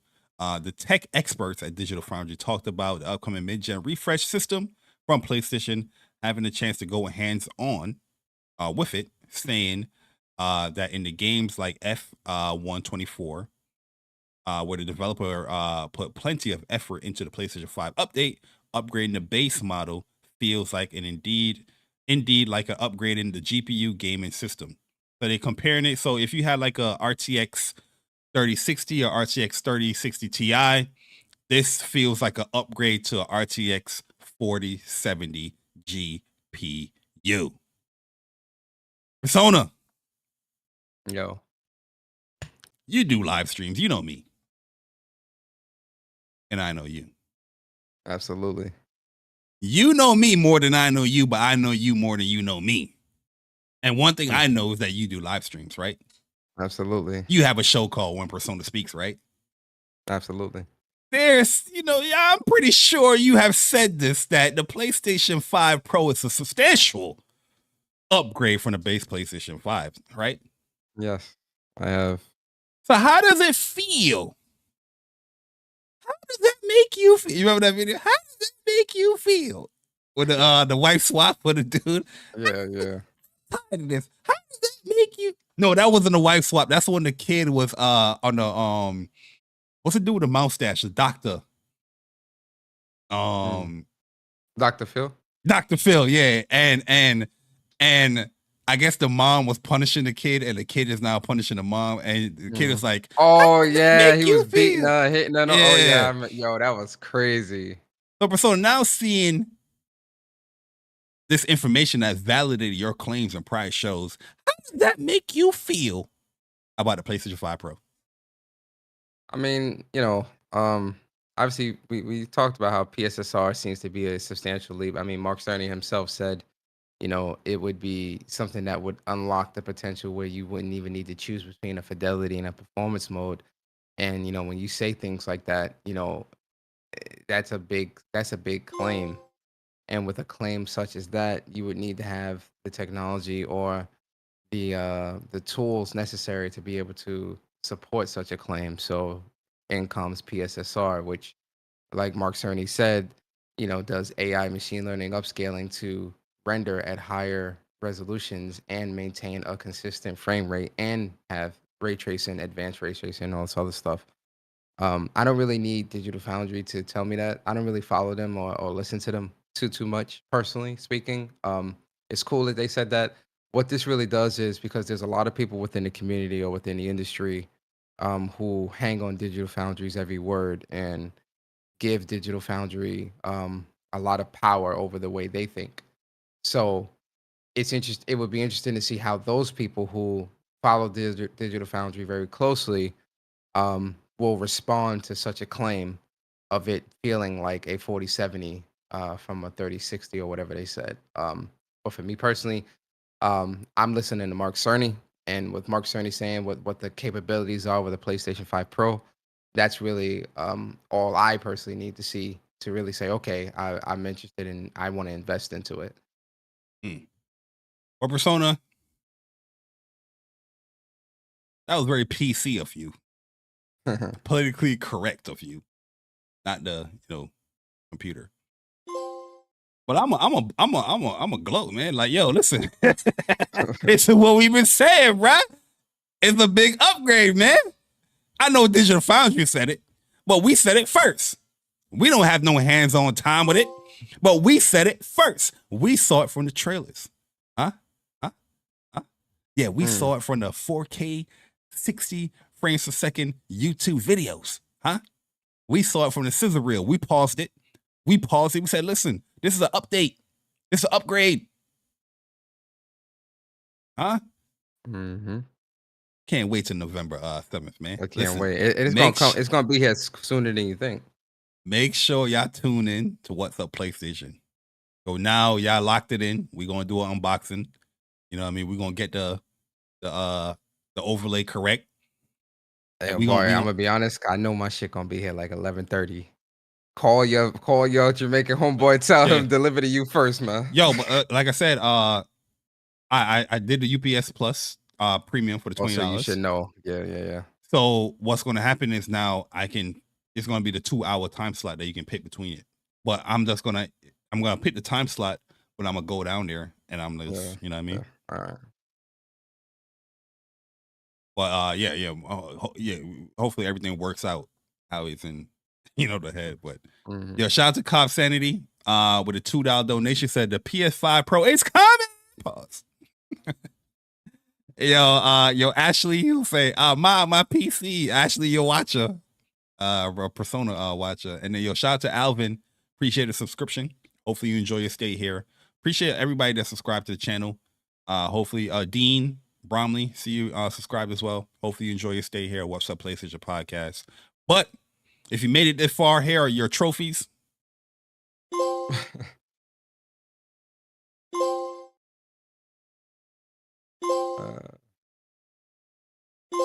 We are now going to go into the topics portion where, let me see here. I'm going to save the Game of the Year one, Persona. Save that for like later. Save Yeah. that for like another time. Because especially after this month. I want certain games to come out. Yeah. Do it at the end of the month after the Pro come out. And then we can talk. In November. Yeah, we'll talk about it. November. Yeah. So yeah, we'll save this. So we're going to talk about this specific one here. Let me just close out some of these tabs. So this was really, really interesting. This was actually a topic from last week, but we wasn't here last week. But this thing is still buzzing, to be honest with you, as far as just the conversational side of things. There's this Twitter handle. Her name is Vera Dark, right? And she's pretty much saying she have like this criteria that she feel that game journalists should follow. And just let me know if this sounds too crazy, because at the end of the day, I feel like there should be a criteria that games journalists should follow. As far as their review scores and how they review things is all different, going from site to site. But there should be like a criteria like, you completed this game or you played up until this part, even though that's not a review in my personal opinion, right? Mm-hmm. So she's saying this because she wants games journalists to be more accountable for the review. So, let me change the thing over. This is the tweet right here. Gaming journalists. I don't know why you can't just say journalists. You have Twitter premium. you can use the more than 240 characters. Should be required to live stream and upload. Upload a complete unedited playthrough of the game on their socials in order to continue to receiving review codes from publishers. We'll stop right there, Persona. We'll stop right there before we go to part B. First and foremost, how do you feel about that first paragraph? I ain't gonna say nothing. You go. Well, that's not a paragraph. That's a sentence. But it's a sentence. Yeah. I don't agree with that at all. I actually think that's very excessive to do that, especially for every reviewer to have to live stream the entirety of their gameplay from start to finish. What if it's Metaphor is probably like an 80-hour game to complete. So you want 80 hours of a live stream game like that from every single reviewer? Like, that's absolutely insane. Just to get a review. Just to get a review. That's absolutely insane. That's one. Two, you risk spoiling the game, if they're doing imagine like God of War Ragnarok. Every reviewer live stream the entire game of Ragnarok and review. No, that's crazy. So yeah, I think personally for that, I don't agree with that at all. I don't think people need to necessarily live stream or upload an entire playthrough of their playthrough of a game that they're reviewing. Yeah, I think this is nuts. Oh yeah, okay. What happened? I was gonna say well, I'll let you set the whole thing up because I do have my own thoughts about reviews. No, give me your thoughts. Oh, and okay. But me personally, 'cause I saw this. I remember seeing this come across my timeline. I think last week. So here's my thing, man. This is from September 28th. I might have caught it late, but I saw it last week too. Yeah. So last week was what? Yeah, last week was September. We good.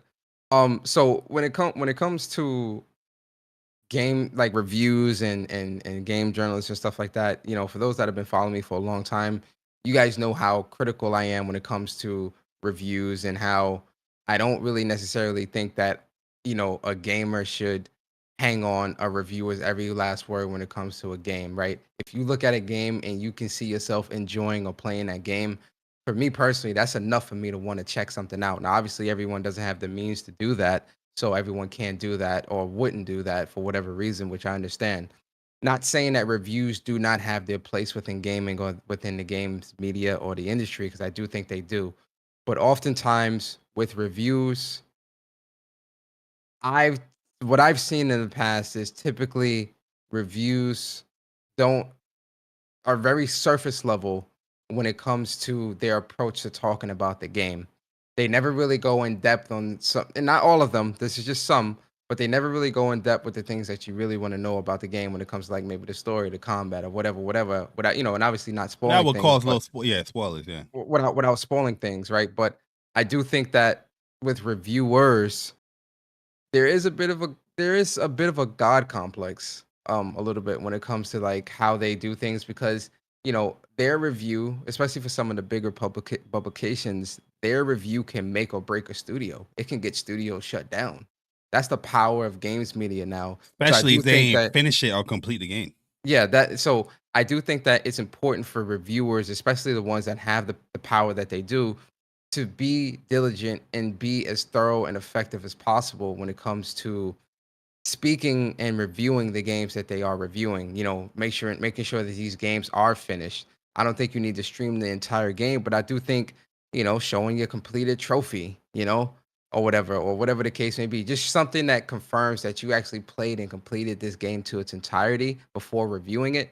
And if you didn't, be upfront about that and be like, look, this game was too long, pause. I didn't have enough time to finish it. So instead of this being a review, this is an impression. Oftentimes people don't finish this game. And remember a couple years ago, Bari, the whole thing about, reviewers saying you don't need to finish a game to, to complete it Oh, and stuff like I that. remember. Do you remember Yes. that? Remember that era? It, So it's there was one understandable. person on your show. I know on your, we ain't gonna bring them up, but that's what I'm saying. And there was a lot of reviewers that were agreeing with that. So when you see things like that, it's hard to look at a reviewer and take their word for it now, because of how tainted and muddied the reviews have become, or the reviewers have become, when it comes to putting things out. Because it's like, have you completed this? Are you sure? Not. And again, I think what she's saying is very excessive. I do not think you need to stream the entire game or upload the entire game. But I do unedited think, too. unedited, Crazy. yeah, that's absolutely insane. But I do think that there needs to be some type of checks and balances put in place to confirm, like, yeah, this person actually did play the game. This person actually did complete the game, and they're verified and able to speak and give their review. Yeah, like that's the part I agree on. I personally feel like, yeah, this is a little too much. A whole live stream or upload a complete unedited playthrough because you want to see authentic reactions. Like, there's many games where your reaction can look like you're not having fun, but you're having fun with the game. So, you know what I mean? Like, that don't mean nothing, to be honest with you. There's many times where we're probably streaming Call of Duty or any multiplayer game and we're cursing a storm out. I don't mean that we're not having fun with the game. You know what I mean? Yo, So if you're looking for that type of reaction to see if the game good or bad, you're fooling yourself there. That's one. The other thing is like, I do feel like there should be a criteria that game reviewers or journalists, when it comes to formulating or putting out your review, you should show something that you actually complete the game or where you stand in the game. I agree with you 100% where there's too many people that are putting this word review on something and the game is not completed. I don't understand why people are so afraid nowadays just to be like first impressions or impressions. You know what I mean? It's not a bad thing to have an impression or a review in progress or pending. It's not a bad thing for that stuff to do it. Some do it, some don't. I don't understand. But yeah, like, when most of the times when I see a review and the person didn't, or they come out and say they didn't finish the game, I kind of look at it a little spotty, like, all right, you didn't finish the game. That is your job to play games. But that's the thing though, because like obviously there's some games that are so bad or you might be so uninterested in that you can't finish it, and that's why that's not an excuse. No. Let me finish it, because I'm about to line right, it go up. I ahead. got you. What I'm saying is that's why you should label it up an impression and be like, yo, look, I'm doing an impression because I couldn't finish the game because I didn't enjoy it or whatever. That's your impression of it, and keep it pushing it and give your reasons why you couldn't finish it. I think that also serves a purpose or has a place in within all of this as well. But people won't even do that. The reason why this is why I was going to cut you off with is like, I would agree with you in that point when it comes to like me and you, the gamer that's trying to do that stuff. but somebody that your job is to review video games or write about video games, you have no excuse. I don't care if the game was Life of a Black Tiger and that was your assignment to review it. That's your job. You know, no other job is going to be like, yo, I don't like this. That's I don't true. like this project that you gave me, boss. I'm not finishing it. Hell to the no. That is your job. Your job is to review games. So regardless if it's great, if it's bad, if it's mediocre, you have to review the game. You know what I mean? Yeah. So that's the only reason why I was going to cut you off. And to lead into that point, because you are making up a good point when it comes to the actual influencers, right? Because it's not only game journalists that get review codes. Influencers fall into that same criteria as well, in my opinion, where you should be showing that you are completing these games. Because a lot of what people are doing when they are influencers, they're just putting out, oh, thank you for your review code, and you don't see nothing else from the game. It's just That's hype. also a big problem. Like that's a big problem in gaming right now, where like, you know, influencers have a lot of power now, especially some of the bigger ones, and they just get codes for things and don't really. It's nothing Play it after or that. talking. Yeah, it's nothing. Yeah, and it's like you're not showing no gameplay. You're not showing anything. Like, you know, I get that as well. Yeah, I think that is also an issue as well. Because I've seen it many times where I'm like, oh yeah, I like. But you know what? That's not the influence. You know what? I don't blame the influence on that. I blame the studios that keep sending these codes to these people. Why do you keep sending codes to people? Yeah, but the thing is, you're influencing gamers. No, I get you. But nah. if I accidentally burn my hand on the iron, right? That hurt. I know not to do that again. If I put my hand on that same iron again, who fault that is? First time was a mistake. All right, I made a mistake. Cool. Did I learn my lesson? If I put my hand on the iron again and burn it again, that's my fault. And if I do it a third time, that's my fault. But the thing is, if the company is seeing that these influencers or whoever is not playing the games they send in or reviewing them, why keep sending them shit? But why are they influencers? They looking at the numbers. This person got a big following. If they can tweet about the game, that could attract people in there. It's not like I'm. So then, if that's the case, nothing's going to change. It's all going to stay the same. It's all going to stay the same. It's going to be the same rigmarole, the same bullshit, and that's it. Because you're right. They're going to keep sending it because they're looking at the numbers and the potential for additional sales because of the reach that this influencer has. For the company, they probably don't even care if they're playing the game or not. Mm-hmm. They care. That's why, like, you'll see some people say, thank you for, nowadays, when you get something free, you post it up, you have to post it and put ad or put gifted or whatever. Hashtag. Sometimes that's enough to generate even more sales because somebody's favorite YouTuber or whoever got the game and like, oh, okay, they got it. Let me try it. So there you go. I would think the person should talk about it if they like it or not to influence the person to buy it. But yeah, you're right about it. I do see it. I see it many times, but I get the reason for this person's,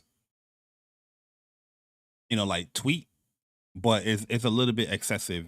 Unedited playthrough. Like, yeah, there are channels that do that, where they will have a whole playthrough of a game, 8 hours, 12 hours on their channels, or they will split it up in parts, but they're not really giving a review. They're just, they're just playing it. I don't think they gave a review. Not only that too, and this kind of goes to like things that we've talked about.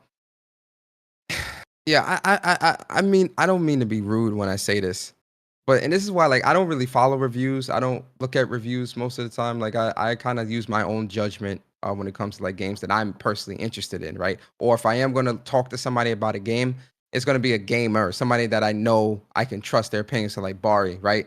Like if I was to like, yo, Bari, you playing Metaphor, is this something you think I would enjoy? Should I pick it up? Bari will say, yeah, you will pick it up, and vice versa. If something I'm looking at or whatever, or like, Court or whoever. I just feel like even with like, when I'm like hearing people talk about these games or write about them, I feel like they not paying attention to the shit that they playing, bro. Like, it's the shit that I read sometimes with certain things. I'm just like, bro, did you even like pay attention to the story? Did you even pay attention to the game? Like the mechanics? It's just like mad stuff, yeah. It's so like, it's like, did you even play the game? Like, it just seems like you didn't Black Myth Wukong don't even was play one. the game. Yo, Yeah, Black Man bro. Wukong is a perfect example of what you talking about, bro. Days Perfect Gone example. Days Gone is a great example. I remember when Yeah. they were shitting on Days Gone, Mhm. and like you could tell. And shout out to John Garvin because he even said like, "Yo, looking at a lot of reviewers, I know that they didn't They finish the ain't play game the because of game. the shit Yeah. that they were saying." And Yeah. and it's true, and there's tons of games like this where then when you play it, it's like, what the hell was this person talking about? And that's goes back to just like, yo, I don't know what's going on in games media today.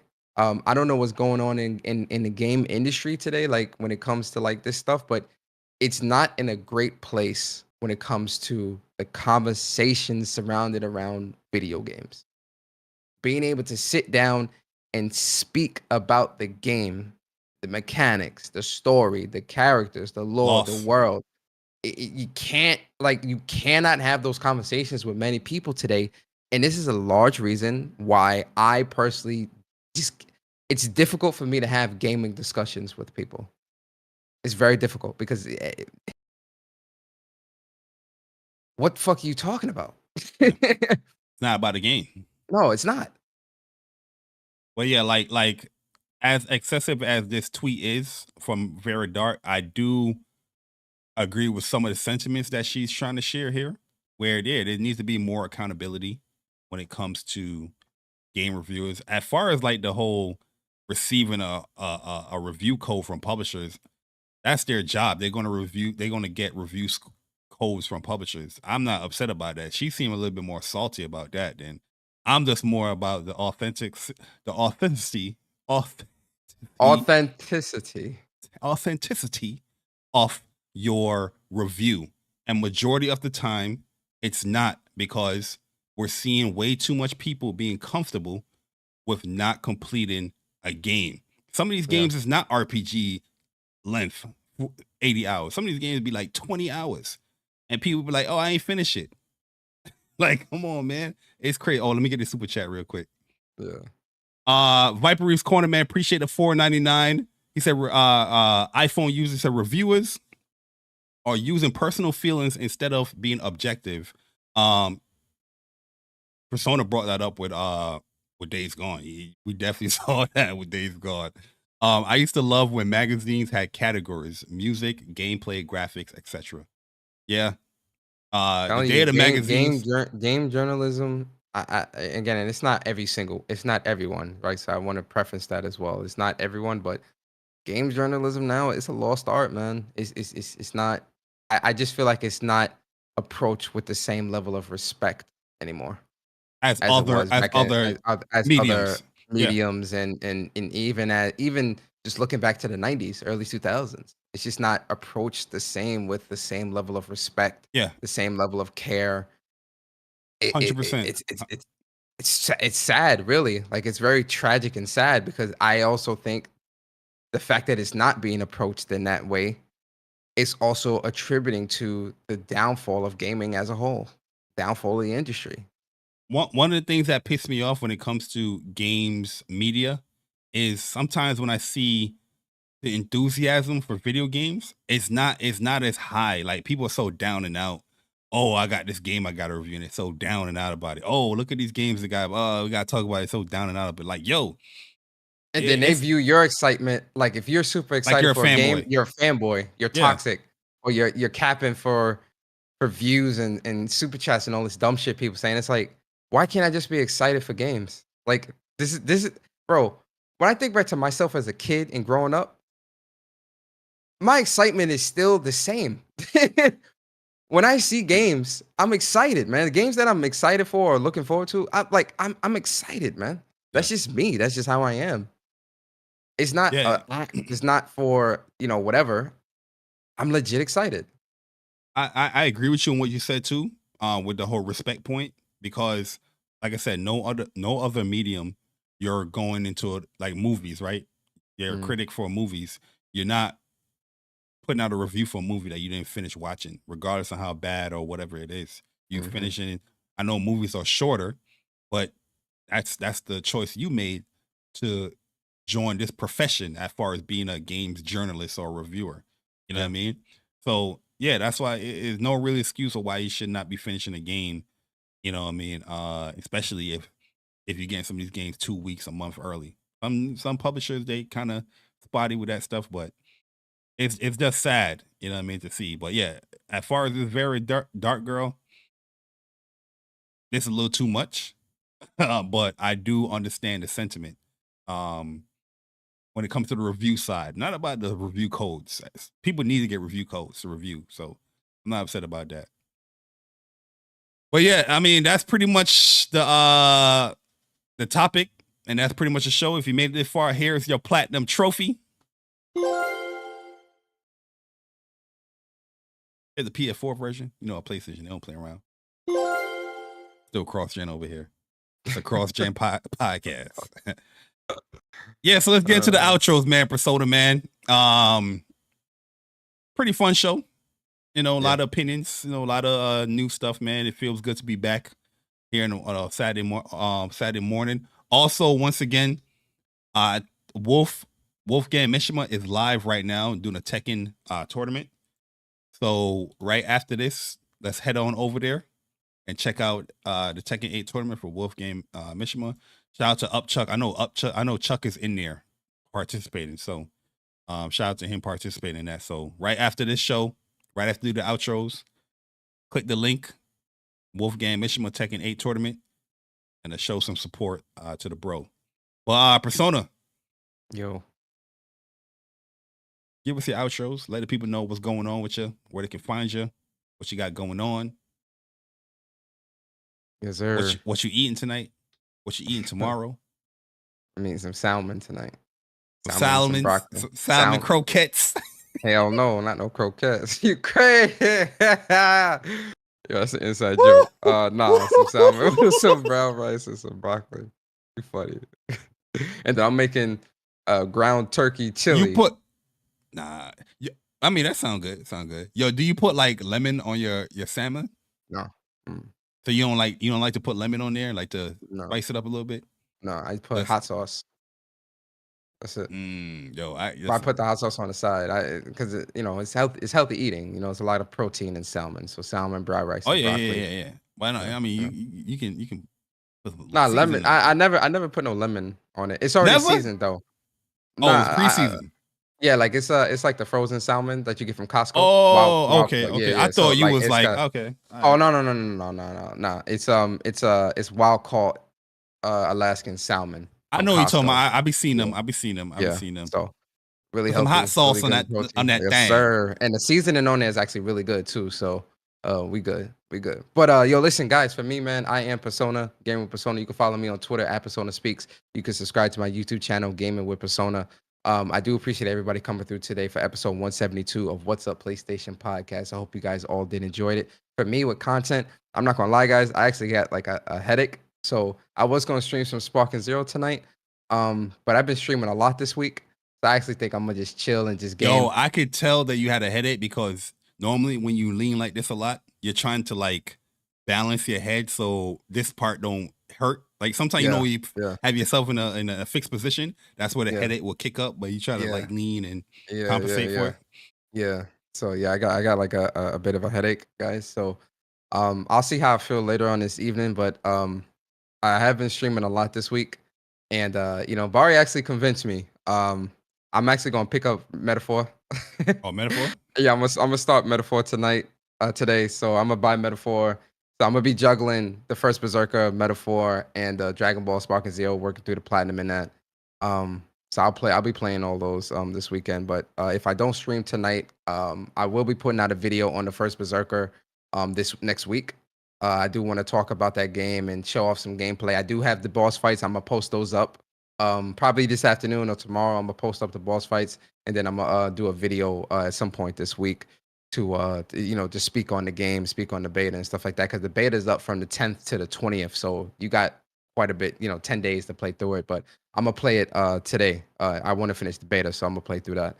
Outside of that, guys, listen, I do appreciate everybody coming through. When Persona Speaks probably next week as well, and I'll definitely be streaming. I'll probably stream tomorrow, honestly, see how I feel.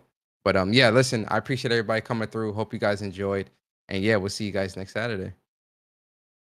Sir, yes, sir. Yo, as for me, I won't have nothing this weekend. I'll be honest with you.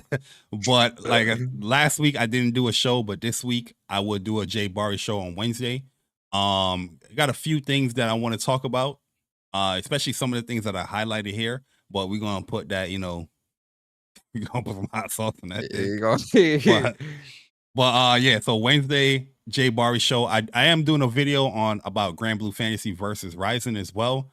Because I saw a tweet from Juyuna, and I want to talk about that as well as how I feel about the game currently, how it is. And I will be uploading like Dragon Ball Sparking Zero like rank matches and whatnot. I do have I want to say 4 stuff saved, so I'll probably have a impression thing. But I do want to actually finish out that story, but we'll see. Most likely I won't finish that. I'll be honest with you. But yeah, that's pretty much it. Do appreciate everyone that came through. Hit the like button if you did enjoy. Subscribe if you really, really did enjoy the show. And if you did subscribe, hopefully you enjoy your stay here. The What's Up PlayStation channel. Get familiar with other content. There will be timestamps later on, so you can skip through whatever you want to skip to. And yeah, Wolf Gang Mishima is live right now once again. So I'm going to share the link for his Tekken 8 tournament. So definitely come on through and show some support, show some love, and enjoy some good old Tekken. But that's pretty much it for the show. What's Up PlayStation Podcast, episode 172. 172, man. Sheesh. It's in the books, Persona. Yes, sir. A lot of episodes. A lot. Sir, you know how we ended off? Yes, sir. And always remember, guys, What's Up PlayStation Podcast is a podcast for the community, by the community. And we'll see you guys next Saturday. Same time, same place, same crew, the WUPS crew. You guys have a great weekend. Be safe. We out. Peace.